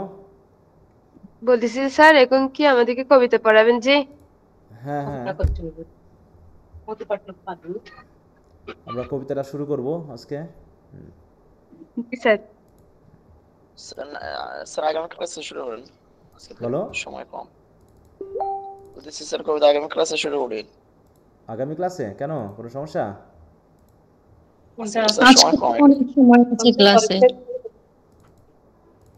বুঝি নাই, একজন বলো। মানে সময় কম আছে তাই? जी না सर স্যার শুরু করি স্যার। না স্যার শুরু করেন আপনি। না, সময় তো এখনো 45 মিনিট পর্যন্ত আছে। আমি তো যেহেতু 15 মিনিট দেরি করে শুরু করেছি, তাই না? ওদিকে 45 পর্যন্ত, 8টা 35 পর্যন্ত তোমাদের পড়াবো। হ্যাঁ, অতএব যত স্যার এমনিতে কবিতাটা অনেক লম্বা, দ্য রাইম এন্ড দ্য হ্যাঁ হ্যাঁ এনশিয়েন্ট মেরিনা আমার কাছে তো অনেক লম্বা এটা স্যার। লম্বাতে ভয় পাওয়ার কোনো কারণ নেই। লম্বা হলেও সহজ আছে, ভয় পাবে না। ঠিক আছে তো? জি টেনশন স্যার নিবে না। জি স্যার। হ্যাঁ, এত টেনশন নেওয়ার কোনো বার্ডের কারণ নেই। কার্ডস। হ্যাঁ, এটা একটা ব্যালেট টাইপের তো গল্প, ছোট ছোট লাইন, ছোট ছোট ইয়া, অতএব টেনশন নেওয়ার কোনো জায়গা নেই। অতএব শান্ত থাকো।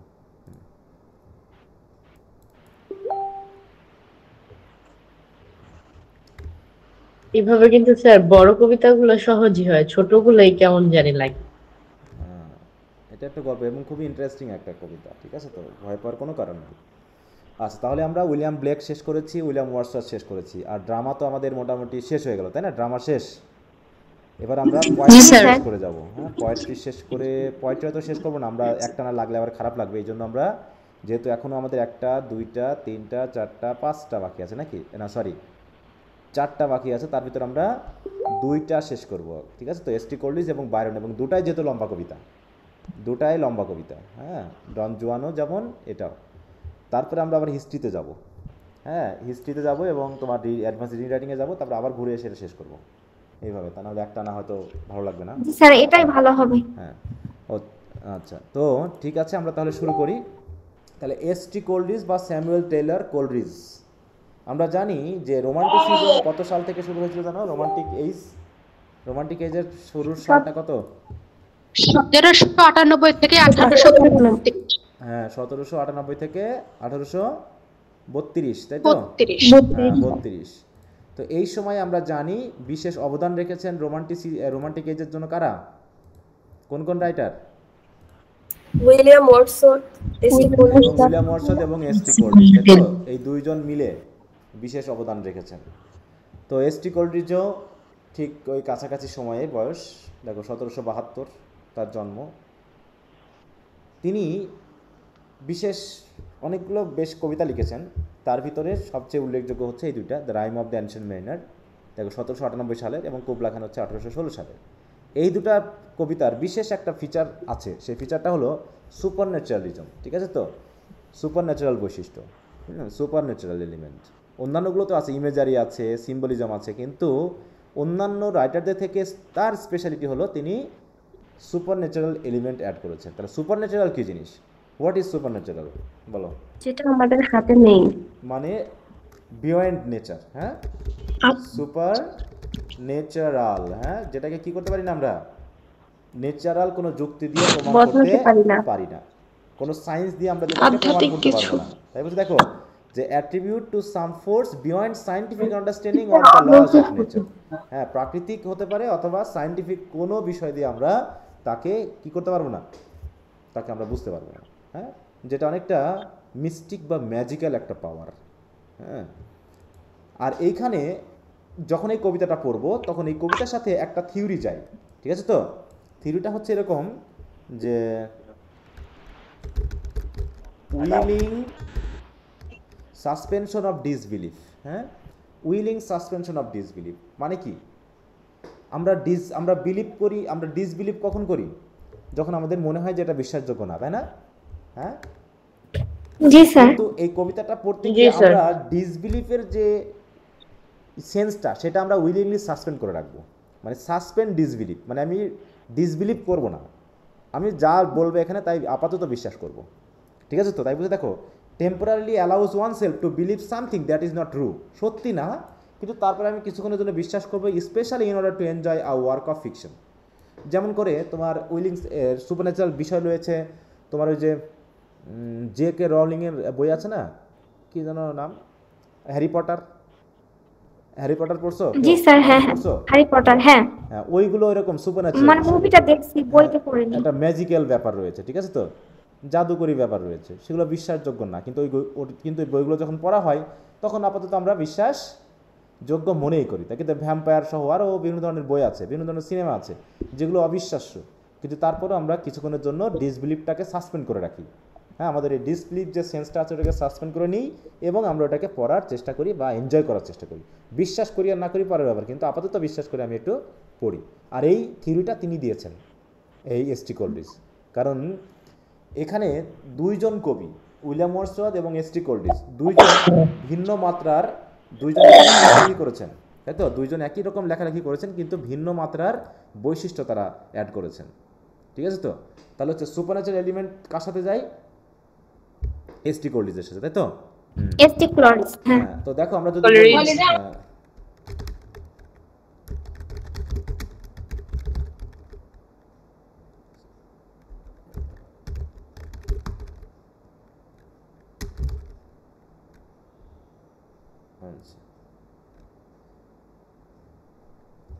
আচ্ছা, এখানে লিটারেচারের কথা আসছে, সুপারন্যাচুরালিজম, বানানটা ভুল হচ্ছে নাকি? হ্যাঁ, সুপারন্যাচুরালিজম ইন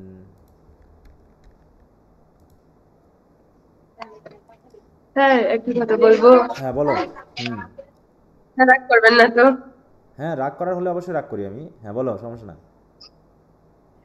স্যার এখন স্যার 8:10 হয়েছে, ভাত রান্না করার জন্য আমাকে ডাকতেছে যে। আমি তোর কথা বুঝি নাই, আবার বলো। স্যার টাইম হয়ে গেছে তো, সবার থেকে নাকি খিদা লাগছে, আমি ভাত রান্না করার জন্য ডাকতেছে। আমি একটু ক্লাস থেকে যাও। হ্যাঁ যাও, আচ্ছা যাও, আচ্ছা যাও।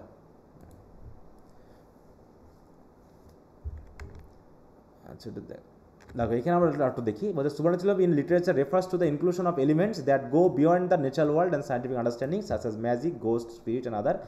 বলছে this elements can create conflict, mystery and themes related to fate, দেখো, morality and the unknown. It is often found in genres like supernatural fiction, gothic literature and horror, but can appear in various literary works. এখানে যেমন আমরা অনেক ব্যাপার বৈশিষ্ট্যগুলো দেখছি, এর ভিতরে সাসপেন্স থাকবে, তাই না? বিশেষ করে তার থিমেটিক আইডিয়া হচ্ছে এখানে আমরা কি প্রচার করি, বিশেষ করে মোরালিটি। মোরালিটি এই স্টোরিরও, এই যে সুপারন্যাচুরাল আমরা যে rime of the ancient mariner পড়বো, এখানে একটা মোরাল আছে বিশেষ, হ্যাঁ, বিশেষ মোরাল একটা আছে। তাহলে আমরা যদি আগে পড়ে নিই, তারপরে আমরা ওই সেন্সগুলোতে আসি, তাহলে আর ভালো হবে।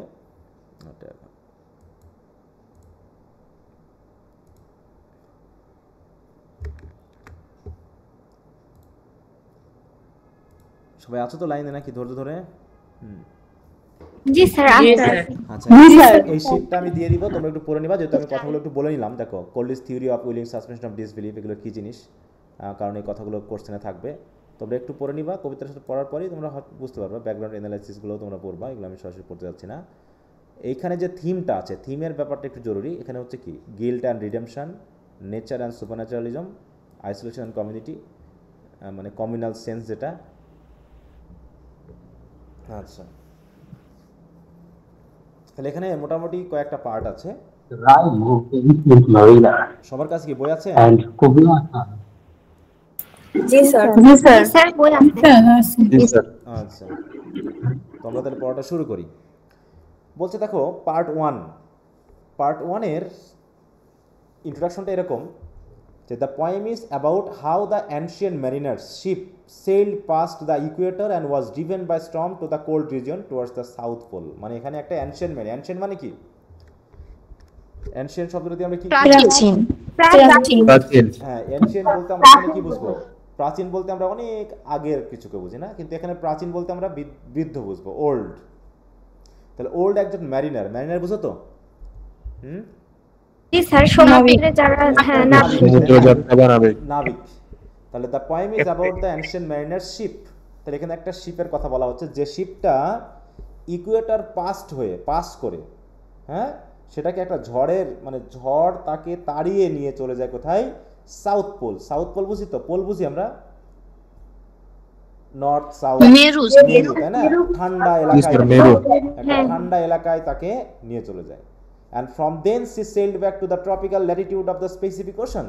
তারপরে সেখান থেকে আবার পুনরায় তাকে ফিরিয়ে নেওয়া হয়েছে ট্রপিক্যাল ল্যাটিটিউড। এখন এই জায়গায় আবার ওই ম্যাপের বিষয়টা বুঝতে হবে, ইকুয়েটর কি, ট্রপিক্যাল ল্যাটিটিউড কি এবং সাউথ পোল কি। আমরা যদি একটু ম্যাপে যাই তাহলে বুঝবো। দেখো,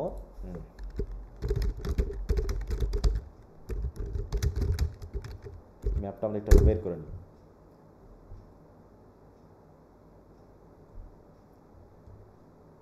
কি কিছু তো আসলো না। ও আচ্ছা নিচে। ও আচ্ছা এটা তো উপর থেকে দেখাচ্ছে, পুরো পাশ থেকে দেখালে ভালো হইতো। আমরা ম্যাপে দেখি।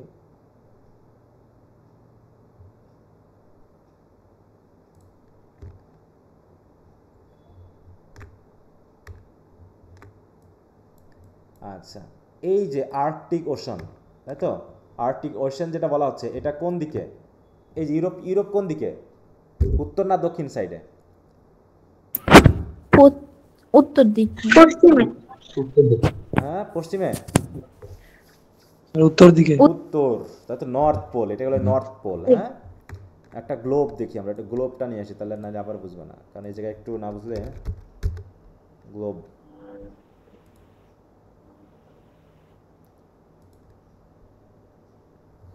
এই যে দেখতে পাচ্ছ, এই গ্লোবের এই উপরের পার্টটা হচ্ছে উত্তর। হ্যাঁ উপরের পার্টটা হচ্ছে কি উত্তর, আর নিচের পার্টটা হচ্ছে কি দক্ষিণ। আর এই সাইডটা হচ্ছে কি পূর্ব, পশ্চিম না পূর্ব, পশ্চিম। ঠিক আছে।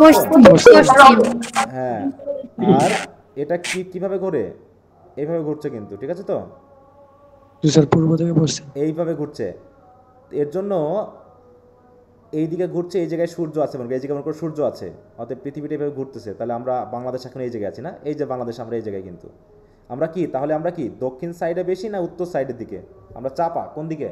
দক্ষিণ সাইডে। দক্ষিণ সাইডে। দক্ষিণ কোথায়? এটা মিডল ধরো, এটা মিডল ধরো, এটা হচ্ছে উত্তর, নিচে হচ্ছে কি দক্ষিণ। দক্ষিণ আর আমরা উত্তর দিকে, আর উত্তরের দিকে, উত্তরের দিকে, তাই না? এইটা হচ্ছে নিরক্ষরেখা, যেখানে একদম মাঝামাঝি। এটাকে বলা হয় কি নিরক্ষরেখা। এর এদিকে হচ্ছে কি উত্তর, উত্তর, এদিকে হচ্ছে কি দক্ষিণ। ঠিক আছে তো? তো দেখো একটু সাউন্ড আসতেছে কার কাছ থেকে? তাহলে এখানে একটা শব্দ ইউজ করা হয়েছে, একটু খেয়াল করো। এই জায়গায় দেখো ইকুয়েটর। ইকুয়েটর বলতে কোনটাকে বোঝায় জানো তো? নিরক্ষরেখা না ওইটাকেই, তাই তো? মানে কোনো অক্ষর মধ্যে নেই, নিরক্ষ, যার কোনো অক্ষের মধ্যে বলছে, উত্তর অক্ষ না দক্ষিণ অক্ষের মধ্যে না, ঠিক এই জায়গায়। তাহলে এটাকে পাস করে সে চলে আসলো কোন দিকে? উত্তর দিকে না দক্ষিণ দিকে গেল? পাস করে বলো তো। এই যে ওয়াজ গিভেন বাই, এবং কোন দিকে? ভালো করে খেয়াল করো। সাউথ মানে কি? South pole. দক্ষিণ। দক্ষিণ। হ্যাঁ তাহলে the ship sailed past the equator and driven by storms to the cold regions towards the south pole. South পোলের কোন জায়গায়? এই দিকে হচ্ছে ঠান্ডা, এই জায়গায় খুব ঠান্ডা। হ্যাঁ এই জায়গায় খুব ঠান্ডা, আবার এই জায়গায় খুব ঠান্ডা, কিন্তু ওটা এই নিরক্ষরেখা থেকে পাস করে তাকে এই জায়গায় নিয়ে চলে গেছে। তারপরে আবার পুনরায় এসে ফিরে আসছে কোন দিকে? দেখো ফ্রম দেন্স মানে কি? ওই সাউথ পোল থেকে she sailed back to the tropical latitude. Tropical কোনটা? ট্রপিক্যাল হচ্ছে এইখানে একটা জায়গা রয়েছে যেখানে সূর্য নির্দিষ্ট জায়গায় এই পর্যন্ত আসে, আবার এই মানে একটা নির্দিষ্ট জায়গা আছে যেখানে সূর্যের আলো সরাসরি যায়। বুঝতে পারছো? আচ্ছা মনে করো এই জায়গায় যদি আমি একটা মোমবাতি ধরে রাখি, এই জায়গায় একটা মোমবাতি থাকে, ম্যাপটা কিন্তু এইভাবে ঘুরবে। তাহলে সূর্যের আলো এখানে বেশি পড়বে না এই জায়গায় বেশি পড়বে? কোন জায়গায় বলো তো? নিরক্ষরেখার কাছাকাছি বেশি পড়বে। নিরক্ষরেখার এখান থেকে এত দূর বেশি যাবে, এখান থেকে এত দূর বেশি যাবে। ঠিক আছে তো? হ্যাঁ তাহলে এই যে জায়গাটুকু, বুঝতে পারছো? এই হ্যাঁ এই জায়গাটুকুকে, এই জায়গাটুকুতে কিন্তু সূর্যের আলোর অবস্থান থাকে বিশেষ। হ্যাঁ আর এইগুলোতে কিন্তু সূর্যের আলো বেশি পড়ে না। না পড়ার কারণে কি হয়? এখানে বরফ জমে থাকে না, ঠান্ডা এলাকা অবস্থান করে। হ্যাঁ তো সেই জায়গায় বলছে যে Latitude of the specific ocean. Specific ocean কোনটা? আমাদের প্রশান্ত মহাসাগর, নাকি? স্পেসিফিক মানে কি? প্রশান্ত মহাসাগর। এই যে প্রশান্ত মহাসাগর, হ্যাঁ এই জায়গার অংশটা বোঝাচ্ছে, এই যে এই জায়গা থেকে এই জায়গায় চলে আসে। পরে আবার এটা ছোট হয় না, এটা একটু ছোট হলে ভালো করে বোঝানো যেত। আচ্ছা যাক, ওটা অত দরকার নেই, জাস্ট একটু আইডিয়া রাখুন, হয়তো গল্পটা পড়তে গেলে আবার তাল ঠিক থাকবে না। বলছে how the ancient mariner cruelly and inhospitably killed a sea bird called albatross. আর এখানে যে মূল কাহিনীটা ঘটে, সেই কাহিনীটার কেন্দ্রবিন্দু হচ্ছে কি? একটা অ্যালবাট্রাস বার্ড, একটা সি বার্ড। যেটাকে সে নিষ্ঠুরভাবে হত্যা করে, এবং এই হত্যা করার কারণে how he was followed by many and strange distresses, হত্যা করার পরে অনেক ধরনের সমস্যার ভিতর দিয়ে সে যায়। অ্যান্ড অলসো দেখো, অ্যান্ড শেষ পর্যন্ত also how he came back to his own country, এবং শেষ পর্যন্ত প্রায়শ্চিত্ত করার মাধ্যমে, তার পাপের প্রায়শ্চিত্ত করার মাধ্যমে কিভাবে সে তার নিজের দেশে আবার ফিরে আসে। এই জায়গাটা স্যার অ্যালবার্টোসের কাজটাকে অনেক ফেমাস, বলো বলো, অনেক মুভিতেও দেখছি অ্যালবার্টোসের কাজটাকে অনেক ফেমাস, অনেকগুলো মুভিতেও দেখছি। দ্য লাইট হাউস, কাজ বলতে কার্স ওই যে অ্যালবার্টোসকে মারলে বাটটাকে, ও কার্স, অভিশাপ। হ্যাঁ হ্যাঁ জি স্যার, কার্সের কথা না, সেটা আসলে গল্পের মাধ্যমে বলা হয়েছে, এটা তার কোনো বাস্তবতা নেই। হ্যাঁ, এটা তোর এরকম বাস্তব মুভি তো দেখছিলাম এই জিনিসটা, ওইটা ইউজ করেছে তারা এই সাহিত্যকর্ম। আমি যেমন ইংরেজি সাহিত্য পড়তে পড়তে এমন একটা ভাব হয়েছিল যে আমি সিনেমার পরিচালক হব, ডিরেক্টর হব বলে বিদেশে পড়তে যেতে চেয়েছিলাম, বুঝতে পেরেছো? তা আমি যদি হতামই, তাহলে সাহিত্য পড়েই তো তার কিছু কিছু জিনিস আমি আমার সিনেমা নাটকের মধ্যে ঢুকাতাম, তাই নাকি বলো তো? জি স্যার, জি স্যার। হ্যাঁ, তো কপালে তো সেটা জোটেনি। তাহলে ওইরকম ভাবে হয়তো তারা তাদের অভিজ্ঞতাটা কাজে লাগিয়ে ওইখানে জিনিসটা নিয়েছে। এরকম একটা গল্প আমরা ইন্টারে থাকতাম, না স্যার বলছিল বোধহয়, এটা মনে হয় জানি না, সেটাই তো, সেটা ওই যে ওয়াটার জি স্যার, ওয়াটার একটা প্যাসেজ তোমাদের, জি ওইটাই, জি স্যার এটা ছিল। হ্যাঁ, তার সেখানকার এটা এখন তো বর্তমানে এই হেরিটি এলাকায় যেটা পাওয়া যায় ওখানেও আছে। হ্যাঁ, আচ্ছা, ছিল না, একটা এক্সাম্পল দিয়েছিল আর কি শেষ লাইনে। ছোট অ্যালিউশন ছিল মাত্র, একটা 4টা লাইন ছিল তোমাদের প্যাসেজে, ওয়াটার এটা ওয়াটার এভরি, হ্যাঁ এভরিওয়্যার এরকম ছিল। আচ্ছা, তো যাই হোক, আমরা একটু পড়া শুরু করি। তো গল্পটা ন্যাচারাল এবং সুপারন্যাচারালের মিশ্রণ আছে কিন্তু, হ্যাঁ, এই জন্য খুব মনোযোগ দিয়ে পড়বা, মানে একটু খেয়াল করবা যাতে ওই জায়গাগুলো একটু খেয়াল করতে পারো যে কোথায় ন্যাচারাল আর কোথায় সুপারন্যাচারাল এলিমেন্টটা অ্যাড হয়েছে। হ্যাঁ, কারণ mixture of supernatural and natural element, এবং এটা রাইটার কেন করেছেন সেই বিষয়ে কিন্তু শর্ট এবং ব্রড কোশ্চেন থাকে। বলছি ইট ইজ অ্যান অ্যানশিয়েন্ট ম্যারিনার। হ্যাঁ, তাহলে যার সম্পর্কে কথা বলা হচ্ছে তিনি একজন কি বৃদ্ধ নাবিক। And he stopped one of the three, তাই তো, ওয়ান অফ থ্রি মানে তিনজন হয়তো কোথাও যাচ্ছিল, তিনজন ব্যক্তি কোথাও যাচ্ছিল, তাই তো। তখন ওই অ্যানশিয়েন্ট ম্যারিনার করলো কি, একজনকে থামালো। কি দিয়ে থামালো তাই চিন্তা করে দেখো, দেখো সুপারন্যাচারাল এলিমেন্ট কিন্তু অ্যাড হয়ে গেছে। ইট কেন হলো? বলো, ইট কেন হলো? ইট কে এখানে কেন ইট হলো? মানে এটা অ্যানশিয়েন্ট মেরিনার মানে পিত্তকে বোঝাইছে। হ্যাঁ, এখানে দেখাচ্ছে আমরা ইটের ব্যবহার সম্পর্কে মানে জানি অনেকটা। দেখাচ্ছে যে আমরা যদি জেন্ডার উল্লেখ করতে না চাই বা জাস্ট সেন্টেন্সটাকে যদি ইন্ট্রোডিউস করতে চাই, তখন আমরা ইটের ব্যবহারটা করে থাকি, বুঝতে পেরেছো? ইট ইজ আই, আমরা বলি না it is I who did it, ব্যবহারটা জানো? পড়নি কখন এটা কানেক্টর বা সেন্টেন্স কমপ্লিশনে বা এরকম এইচএসসি লেভেলে পড়ো? জি স্যার, পড়ছি। ইন্ট্রোডাক্টরি ইট আর দেয়ার এর ব্যবহার আছে। তো এরকম একটা ব্যবহার হয়েছে এটা। হ্যাঁ, এটা দিয়ে বলছি যেমন বললাম আজ বুধবার, কি বলতে পারি আমরা? আজ বুধবার বা 6টা বাজে, 6টা বাজে মনে বললাম যে 6টা বাজে, কি বলবা? জি, ইটস 6 o'clock। ইট ইজ, এরকম ব্যবহার আছে যার কোনো মিনিং থাকে না, জাস্ট সেন্টেন্সটাকে ইন্ট্রোডিউস করতে ব্যবহার করা হয়, বুঝতে পারছো? বললাম ইন্ট্রোডাক্টরি ইট। হ্যাঁ, বললাম যে কি এখন হচ্ছে 2025 সাল, এটার ইংলিশ কি হবে এখন? 2025 হ্যাঁ, ইট ইজ 2025 বা 1971 সাল ছিল, তো কি বলি, ইট ওয়াজ, তাই না? বা 1971 সাল, এরকম জাস্ট আমরা একটা সেন্টেন্স বন্ধ করার জন্য ইটকে নিয়ে আসি যার কোনো মিনিং মানে থাকে না। তাহলে আমরা এখানে কি বলবো যে it is an ancient mariner, একজন নাবিক, তাই না, বৃদ্ধ নাবিক, যে কি করলো, he stopped one of three, কি দিয়ে থামালো, by thy long grey beard and glittering eye, now where for stop thou me. তাহলে যাকে থামিয়েছে সে তখন ওই নাবিককে বলতেছে, তোমার এই লম্বা লম্বা গ্রে বেয়ার্ড, গ্রে মানে কি, পাকা দাড়ি, তাই তো? গ্রে মানে কি? জি স্যার, ধূসর মানে পাকা হয়। হ্যাঁ, এখানে আমরা ধূসর বলবো না, বলবো পাকা দাড়ি। হ্যাঁ, গ্রে মানে আমরা এখানে ধূসরের বাংলা আনবো না বা হোয়াইটের বাংলা আনবো না, বলবো যে পাকা দাড়ি, তাই তো? হ্যাঁ, তুমি তোমার এই দাড়ি আর এই গ্লিটারিং মানে কি, এত উজ্জ্বল চকচকে চোখ দিয়ে আমাকে তুমি কেন থামালে? হোয়ার ফর মানে কি কারণে তুমি আমাকে থামালে? তাহলে ওই যে তিনজন ব্যক্তি কারা, আমি এগুলো পড়তে যাচ্ছি না, তোমরা একটু পড়ে নিও, আমি সিটটা দিয়ে দিব। The bridegroom's door are open wide, হচ্ছে ব্রাইড গ্রুমসের দরজা পুরো খোলা, মানে কি বাড়ির দরজা খোলা। ব্রাইড গ্রুম কি, বিয়ে বাড়ি নববধূ হ্যাঁ, নববধূ। হ্যাঁ, তার বাড়ির দরজা খোলা and I am next of কিন, মানে কি আমি তার খুবই কাছের কাছের নিকট আত্মীয়, হ্যাঁ নিকট নিকট আত্মীয়। হ্যাঁ, the guest are met, already guest সবাই চলে এসেছে এরকম আর কি। দ্য ফিস্ট ইজ সেট, ভোজও ready. Mayst hear the merry din, এবং মেরিডিন মানে কি আনন্দের যে হইচই, হ্যাঁ মানে আনন্দের যে উৎসব, শুরু হয়ে গেছে। সেটা তো এখান থেকে শোনা যাচ্ছে। তাহলে তুমি আমাকে কেন মানে থামালেন, মানে আপনি আমাকে কেন থামালেন? আমি তো বিয়ে বাড়িতে এসেছি দাওয়াত খেতে, আমি আত্মীয়, তাই তো কনের, আমাকে তো ওখানে যেতে হবে, আপনি আমাকে থামালেন কেন? একটু মিউট রাখো, সাউন্ড আসতেছে এখানে। He holds him with his skinny hand, মানে যেই লোকটা চলে যাবে বলে এরকম আর কি উদ্যত হচ্ছে এই কথাগুলো বলে, তখন বৃদ্ধ লোকটা করলো কি, সে তার হাত ধরে ফেললো না। He holds him with his skinny hand, তাহলে বৃদ্ধ লোকটার হাত কেমন? একদম পাতলা হালকা, চিকন নাকি?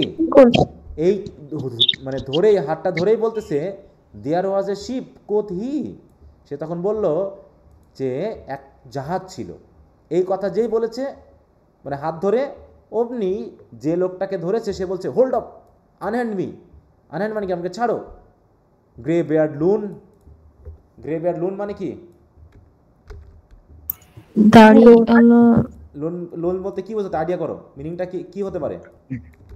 দুষ্টু, দাঁড়ের মুষ্টি ধরছে না? বুড়ো, হ্যাঁ, খারাপ লোক এরকম আর কি, ঠিক আছে তো? সরি, দেখো এখানে কি বানানটা LWN ইউজ করেছে, সে আসতেছে অন্য কিছু। হ্যাঁ, অসভ্য মানুষ বা খারাপ লোক। ক্রেজি, ক্রেজি পাগল এরকম একটা আমরা বলতে পারি। হ্যাঁ, ক্রেজি পাগল এই অর্থে আমরা আনতে পারি।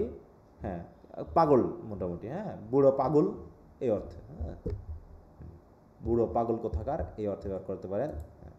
তাই বলতেছে ইপসুন হিজ হ্যান্ড ড্রপড হি, ইপসুন মানে কি তৎক্ষণাৎ, মানে বলার সাথে সাথে যে ছাড়ো আমাকে, hold up unhand me. Grey bearded loon, eftsoons ঠিক তৎক্ষণাৎ লোকটা তার হাত ছেড়ে দিল। হিজ হ্যান্ড ড্রপড হি, তাহলে এইটুকু ঘটনা কি পুরো ন্যাচারাল না? এই পর্যন্ত কোনো আনন্যাচারাল ব্যাপার ঘটেছে? না স্যার, না। প্রথম দিকে একটু ঘটেছে, যে প্রথম দিকে তিনজনের মধ্যে একজন দাঁড়িয়ে গেছে তার কথা, মানে তার চোখের দিকে তাকিয়ে, সে তো কোনো কথা বলেনি, বলছে by thy long grey beard and glittering eye now where for stop thou me, মানে আমার দিকে তাকিয়ে, ঠিক আছে তো, তোমার দিকে তাকিয়ে তোমার চেহারার আকর্ষণ দিয়ে তুমি আমাকে থামালে কেন? এখানে একটা আছে, কিন্তু হাত দিয়ে ধরাটা ন্যাচারাল। তাই বলছে এবার he holds him with his glittering eye, এখনও আবার সে হাত ছেড়ে দিয়ে করলো কি, তার চোখে চোখ রেখে একদম চোখ দিয়ে তাকে মোহিত করে ফেললো। এমনভাবে তাকালো যে the wedding guest stood still, পুরো থেমে গেল, চুপ হয়ে গেল। কেমনভাবে থেমে গেল? And listens like a 3 years child, যেমন ছোট বাচ্চারা গল্প শুনে না। The mariner's hath his will, কারণ তার উপরে অলরেডি ম্যারিনার তার কি উইল কাজ করেছে। উইল মানে কি? উইল মানে ইচ্ছা নাকি? মানে মনের ক্ষমতা, ক্ষমতা বা মনের যে ক্ষমতা, তাই তো, বা তার ইচ্ছা, উইশের যে ক্ষমতা সেটা তার উপরে চাপিয়েছে, মানে ভর করেছে, বা তাকে তার ইচ্ছা দিয়ে তাকে মানে কি কি বলবো এটাকে, কন্ট্রোল করে ফেলছে, তাই তো, তার নিয়ন্ত্রণে নিয়ে এসেছে। দেখো তো এই যে কবিতাগুলো আমরা পড়তেছি এর প্রত্যেকটা স্টেঞ্জাতে কয়টা করে লাইন আছে? হ্যাঁ, 4টা করে লাইন আছে কিন্তু। ওকে, এবার থামিয়ে ফেললো। The wedding guest sat on a stone, সে আর কি করলো, আর সে সব ভুলেই গেল যে বিয়ে শাদী হচ্ছে, সে আত্মীয়, এখন সে একটা পাথরের উপর বসে পড়লো। He can not choose but hear, সে না শুনে আর পারলো না, মানে তার কিছু করার নেই। And the spake on that ancient man, তারপর সে অ্যানশিয়েন্ট ম্যানটা এভাবেই শুরু করলো, দ্য ব্রাইট আইড ম্যারিনার। হ্যাঁ, অ্যানশিয়েন্ট ম্যান কোনটা কাকে বলা হচ্ছে? ওই ব্রাইট আইড ম্যারিনারকে বলা হচ্ছে। কারণ কি, তার চোখগুলো খুবই উজ্জ্বল, জল জল করছে, সে যেন কিছু বলতে চাচ্ছে, তার চোখের দৃষ্টি দিয়ে বোঝা যাচ্ছে সে যেন আমাকে কিছু বলতে চাচ্ছে। হ্যাঁ, এরকম একটা ব্যাপার। তো এখানে এই শব্দটা ইউজ করা হয়েছে দেখো হিপনোটাইজ মানে কি, কাউকে একদম বশ করে ফেলা, তাই তো, বশ করা বা বশীভূত করা। তো এই বলে কথা শুরু করলো। The ship was cheered, the harbour cleared, merrily did we drop, below the kirk and below the hill, below the lighthouse top. Mute রাখো গো। তাহলে কি হলো? The ship was cheered. Ship cheered মানে কি? জাহাজ বিদায় নিছে। হ্যাঁ, চিয়ার করা মানে কি? মোটামুটি জাহাজকে চিয়ার্ড হতে পারে না, জাহাজের মানুষদেরকে বোঝানো হচ্ছে বিশেষ করে। মানুষদেরকে মানে মানুষদেরকে সবাই মোটামুটি খুশি। The harbour cleared. The harbour cleared. একটু মিউট রাখতে হবে গো, কারো ওই জায়গায় আমার কথা রিপিট হচ্ছে। হ্যাঁ, হারবার ক্লিয়ার্ড মানে কি? আর কোনো জাহাজ নেই, একদম জাহাজ চলার মতো পুরো পথ ক্লিয়ার। হারবার মানে বুঝি তো আমরা, হারবার কি? সমুদ্র না, স্টেশন মানে জাহাজের স্টেশন, তাই মনে করো। হারবার মানে হচ্ছে কি? যেখানে জাহাজ থামে, ঠিক আছে তো? জাহাজ ঘাট। হ্যাঁ, তারপর হচ্ছে জাহাজ ঘাট। হ্যাঁ, the harbour clear. Merrily did we drop. Drop মানে কি? আমরা সমুদ্রের দিকে নেমে গেলাম। আমরা সমুদ্রের দিকে নেমে গেলাম মানে কি? আমাদের জাহাজ চলতে শুরু করলো। তারপরে below the kirk and below the hill. যেহেতু আমরা যেখানে জাহাজ স্টেশন রয়েছে তার পাশে রয়েছে কি? কার্ক মানে বুঝো তো? কার্ক মানে হচ্ছে চার্চ, তাই তো? বিলো দ্য হিল, তাহলে আমরা চার্চ ত্যাগ করলাম, পাহাড় ত্যাগ করে, লাইট হাউস ত্যাগ করে আমরা নিচের দিকে বা সমুদ্রের দিকে ঢুকে গেলাম। এরকম। বিলো বলতে আমরা বুঝবো সমুদ্রের গভীরের দিকে যাওয়া, আর আপ মানে বুঝবো হচ্ছে সমুদ্র থেকে উপকূলে আসা। হ্যাঁ, তো যখন আমরা যাত্রা শুরু করলাম তখন দিন, তাই না? দিন। এবং sun came up upon the left. তাহলে সূর্য আমাদের কোন সাইড দিয়ে আসলো? তার মানে এখন আমরা একটু ম্যাপে আসি, সেই গ্লোবে আমরা যদি একটু আসি, গ্লোবটাকে চেঞ্জ করে ফেললাম। তাহলে আমরা যদি একটু গ্লোবে আসি, তাহলে আমরা যাচ্ছিলাম কোন দিকে? উত্তর দিকে না দক্ষিণ দিকে বলো তো? এই গ্লোবের মাধ্যমে যদি আমরা একটু বোঝার চেষ্টা করি। দক্ষিণ দিকে। দক্ষিণ দিকে। দেখো আমাদের আমরা আছি বাম সাইডে। তার বাম সাইড মানে এই যে এটা হচ্ছে কি? পূর্ব সাইড, তাই না? এটা হচ্ছে পূর্ব। হ্যাঁ, তাহলে সূর্য উঠলো কোন দিক থেকে? সূর্য কোন দিক দিয়ে ওঠে? পূর্ব দিকে, তাই না? এটা হচ্ছে পূর্ব। তার মানে আমরা যাচ্ছি হচ্ছে দক্ষিণ সাইডে, এই দিকে যাচ্ছি না, এই দিকে যাচ্ছি। তাই এখানে বলতেছে কি? The sun came up upon the left and out of the sea came he. সূর্য এমনভাবে উঠে আসলো যেন সে সমুদ্রের ভিতর থেকে উঠে আসলো। সূর্য কি আসলে সমুদ্রের ভিতর থেকে উঠে আসে, না পৃথিবী ঘুরে বলে এই পাশে যখন থাকে তখন মনে হয় যেন সে সমুদ্রের ভিতর থেকে উঠলো নাকি? কারণ পৃথিবী ঘোরার সাথে সাথে আমরা সূর্যকে দেখতে পাচ্ছি, মনে যেন সূর্য যেন সমুদ্রের ভিতর থেকে উঠলো। অ্যান্ড হি শোন bright and on the right when down into the sea. এবং কোন দিকে অস্ত গেল বলো তো? এদিক দিয়ে উঠে ডান দিকে। আমাদের চলছে কি? আমাদের জাহাজ কিন্তু দক্ষিণ দিকেই চলছে, ঠিক আছে? এই দিকে মুখ। এরপর higher and higher every day till over the mast at noon. এইভাবে প্রতিদিন সকালে সূর্য উঠতো লেফট সাইড থেকে, তারপরে একদম মাথার উপরে উঠে যেত সূর্যগুলো নাকি? মাথার উপরে ওঠা মানে কি? মানে দুপুর হতো, তাহলে অ্যান্ড তারপরে আবার ওটা অস্ত চলে যেত। এইভাবে সে কথা বলছে। কথা বলতে বলতেই দেখো এখানে কিন্তু কেটে গেছে। কেটে গেছে মানে কি? বৃদ্ধ লোক কথা বলে যাচ্ছে, আর যে শুনতেছে সে কি করতেছে? দ্য উইডিং গেস্ট হেয়ার, দেখো বিট হিজ ব্রেস্ট মানে কি? এই জায়গাতে। হ্যাঁ, ঠিক ওই সময় যখন সে বললো till over the mast at নুন, এই কথা যখনই বলতেছে অমনি বুক থাবিয়ে, হ্যাঁ দেখো বিট হিজ ব্রেস্ট মানে কি? বুক থাবিয়ে উইডিং গেস্ট যেন কান্না করতেছে। বলতেছে কি?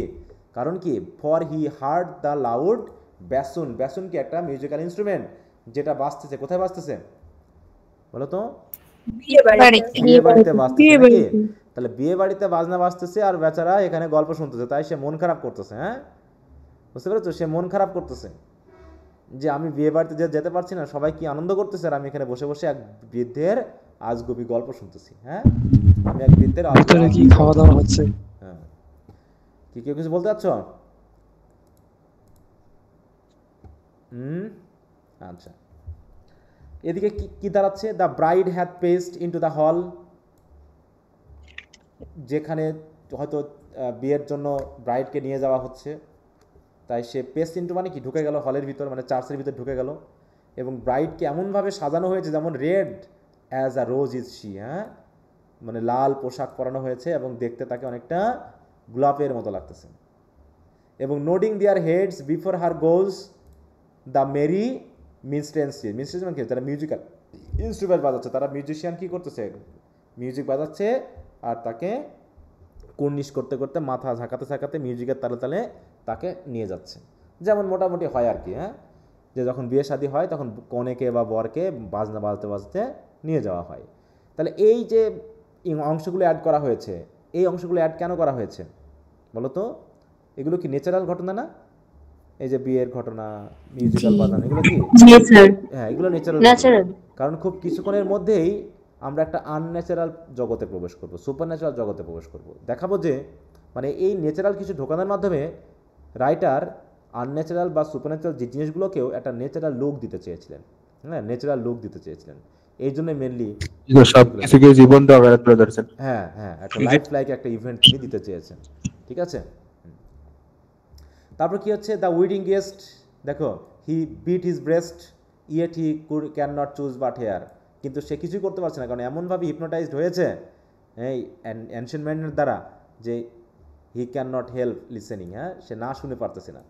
And the spake on that ancient man the bright eyed mariner, আর বারবার তাকে ব্রাইট আইড ম্যারিনার বলা হচ্ছে, কারণ কি, তার সে ব্রাইট আই দিয়ে, গ্লিটারিং আই দিয়ে he has hypnotised the guest. তো এইভাবে বলে যাচ্ছে। And now the storm blast came, হঠাৎ করে কি আসলো, স্টর্ম ব্লাস্ট মানে কি, বিশাল একটা ঝড় নাকি, দমকা বাতাস, দমকা ঝড় চলে আসলো। এবং হি ওয়াজ টিরানাস অ্যান্ড স্ট্রং, হি দিয়ে কিন্তু ঝড়কে বোঝানো হচ্ছে, এবং ঝড়টা ছিল কেমন, ভয়ানক শক্তিশালী। সে কি করলো, he struck with his overtaking wings, ঝড় যেন তার যেমন করে কি, কেমন করে, যেমন কাক আছে না, কাক শকুন করে কি, তাদের ছোট ছোট থাবা, মানে ছোট ছোট পাখি বা পশুকে কি করে, থাবা দিয়ে উড়িয়ে নিয়ে যায় না, উড়িয়ে নিয়ে চলে যায় ধরে। হ্যাঁ, ওইরকম করে ঝড়টাও যেন তার, তাই তো, এই যে ওভারটেকিং উইং দিয়ে, ওভারটেক মানে কি, যে কাউকে পরাজিত করে ফেলে তার উইং দিয়ে, তাহলে সেই পরাজয় করা শক্তিশালী উইং দিয়ে করলো কি, সে যেন আমাদেরকে চেস করতে, চেস ডাস সাউথ অ্যালং, মানে সাউথ মানে কোন দিকে, আরও আমাদেরকে দক্ষিণ দিকেই নিয়ে চলেছে, মানে এই দিকেই আমাদেরকে নিয়ে, তাহলে ঝড়টা আসলো কোন দিক থেকে বলো, উত্তর দিক থেকে, তাই না? তাহলে ঝড় চলে এসে পুরো আমাদেরকে দক্ষিণ দিকে নিয়ে চলে গেল, এবং নিয়ে যেতে এমন জায়গায় নিয়ে যাবে, দেখো বলছে কি, with sloping mast and dipping prow, মানে ঝড় এমনভাবে পিছন দিকে আমাদের আঘাত করতেছে যে আমাদের মাস্টটা কি হয়ে যাচ্ছে, বাঁকিয়ে যাচ্ছে, স্লপিং হয়ে যাচ্ছে, অ্যান্ড প্রোটা যেন, ডিপিং মানে কি, যেন ডুবে যাচ্ছে। প্রো আর স্লপ বুঝো, জাহাজের কোন অংশটা, মাস্টটাকে বুঝি, মাস্ট মানে হচ্ছে জাহাজের যে এই যে ইয়া টাঙানোর জন্য যেগুলো থাকে না উঁচু, এই যে লাঠি মতো, থাম মতো, এগুলোকে বলা হয় কি, মাস্ট। ঠিক আছে, তো এগুলোকে বলা হচ্ছে কি, মাস্ট, পাল টাঙানো। হ্যাঁ, তাই তো, পাল টাঙানোর জন্য। আর প্রো হচ্ছে জাহাজের এই সামনের অংশ, যদি পিছন থেকে তোমার যদি ধাক্কা দেওয়া হয় তাহলে জাহাজের প্রথম অংশ কি ডুবে যাওয়ার মতো হবে না, বলো তো? জি স্যার। হ্যাঁ, দেখো PROW,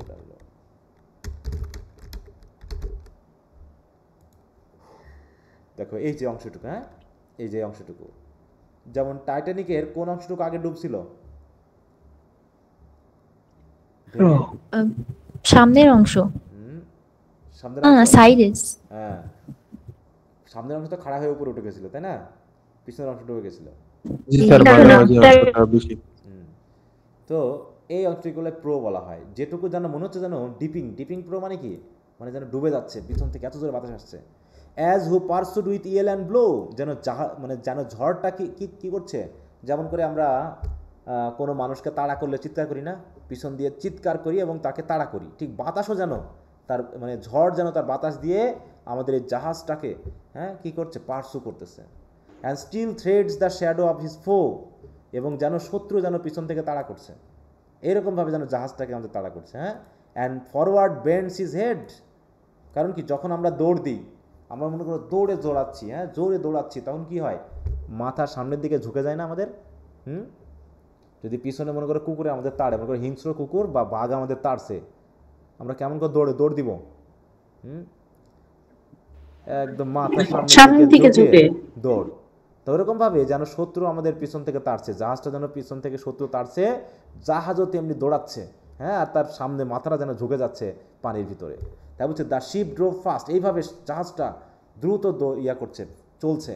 লাউড রোয়ার্ড দ্য ব্লাস্ট, এবং সমুদ্রের পানির ভিতর দিয়ে যখন চলছে তখন কি হচ্ছে, ওই যে পানি কেটে যাওয়ার যে রোয়ারিং সাউন্ড, সেই সাউন্ডটা আরও লাউডলি শোনা যাচ্ছে।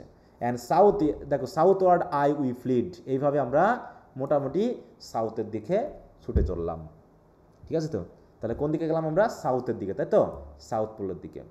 And now there came both mist and snow, তারপরে যখন আমরা সাউথের মধ্যে ঢুকে গেলাম তখন কি, সাউথ মানে কি ঠান্ডা এলাকা, চারিদিক থেকে এক ধরনের কুয়াশাচ্ছন্ন ভাব এবং চারিদিকে শুধু snow and snow. And it grew wondrous cold, চারিদিকে মারাত্মক ঠান্ডা হয়ে গেল। হ্যাঁ, ice and mast high came floating by, আর চারিপাশ থেকে সেই বরফ, হ্যাঁ মাস্টের মতো উঁচু উঁচু বরফ পানিতে ভাসতে ভাসতে চলে আসতেছে আমাদের দিকে। As green and as emerald, এবং এই বরফগুলোকে কেমন কালারের মনে হচ্ছে? সবুজ, এমারেল্ড একটা কালার, তাই তো? গ্রিনিশ একটা কালার চারিদিক থেকে, মানে বরফ এসে যেন আমাদেরকে আটকে ফেলতেছে। কারণ কি, আমরা অলরেডি ঢুকে গেছি কোন দিকে? ওই সাউথ পোলের দিকে, যেখানে শুধু বরফ আর বরফ। ঠিক আছে? And through the drifts the snowy clifts did send a dismal sheen. Sheen মানে কি, একটা শিন বলতে বোঝায়, যেমন মনে করো ভয়ে আমাদের ভিতরে একটা কাজ করে না, আতঙ্ক। যখন আমরা ভয় পাই, একটু মিউট রাখো। হ্যাঁ, যখন আমরা ভয় পাই তখন আমাদের শরীরের একটু মিউট রাখো গো। আর হ্যাঁ, তাই বলছে ডিড, তাই বলছে চারিদিকে এমন একটা ভয়ানক একটা অবস্থান বা একটা ঠান্ডা ভাব যেটা যেন আমাদের হাড় কাঁপিয়ে দিল। হ্যাঁ, এরকম আর কি। কারণ কি, এখানে নর শেপস অফ মেন নর বিস্ট উই কেন। কেন মানে কি, দেখতে পাওয়া। আমরা না কোনো মানুষ না কোনো পশু দেখতে পেলাম। চারিদিকে কি, the ice was all between, শুধু চারিপাশে কি, বরফ। তো the ice was here, the ice was there, the ice was all around. আর জাহাজ যখন চলছে তখন বরফ ভাঙতে ভাঙতে যাচ্ছে। তাই বলছে কি, যখন বরফ ভাঙার সাউন্ড কেমন? It cracked and growled, roared and howled like noises in a swound. হ্যাঁ, সুন্ড মানে কি, মানুষ অজ্ঞান হয়ে গেলে যেমন চারিপাশে অদ্ভুত ধরনের সাউন্ড শোনা যায়, তাই তো? সুনের ভিতরেই, তাই তো? অজ্ঞান হয়ে যাওয়ার ভিতরেই। ঠিক ওইরকমভাবে জাহাজ যখন চলছে চারিদিক থেকে বরফ ভাঙ্গার যে সাউন্ড, সেই সাউন্ড যেন আমাদেরকে মনে হচ্ছে যেন আমরা পাগল হয়ে গেছি, আমরা যেন অজ্ঞান হয়ে গেছি, আমরা যেন চারিদিক থেকে একটা অদ্ভুত ধরনের সাউন্ড শুনতে পাচ্ছি। হ্যাঁ, এরকম একটা বিষয় এখানে দেখানো হলো। আর ঠিক ওই সময় at length did cross an Albatross, এতক্ষণ কোনো পশু পাখি কিছুই দেখি নাই, হঠাৎ করে একটা পাখি আসলো। থ্রু দ্য ফগ ইট কেম, হ্যাঁ, সে ফগের ভিতর দিয়ে, মানে চারিদিকে কুয়াশাচ্ছন্ন, সেই ভিতর দিয়ে পাখিটা উড়ে আমাদের কাছে আসলো। As if it had been a Christian soul we hailed it in God's name, যেন কোনো আমাদেরকে বাঁচানোর জন্য যেন কোনো ক্রিশ্চিয়ান সোল আমাদের সহায় হিসাবে পাঠানো হয়েছে। হ্যাঁ, কোনো আত্মা যেন আমাদের জন্য পাঠানো হয়েছে, আর আমরা তার জন্য করলাম কি, পাখিটাকে হেল মানে কি,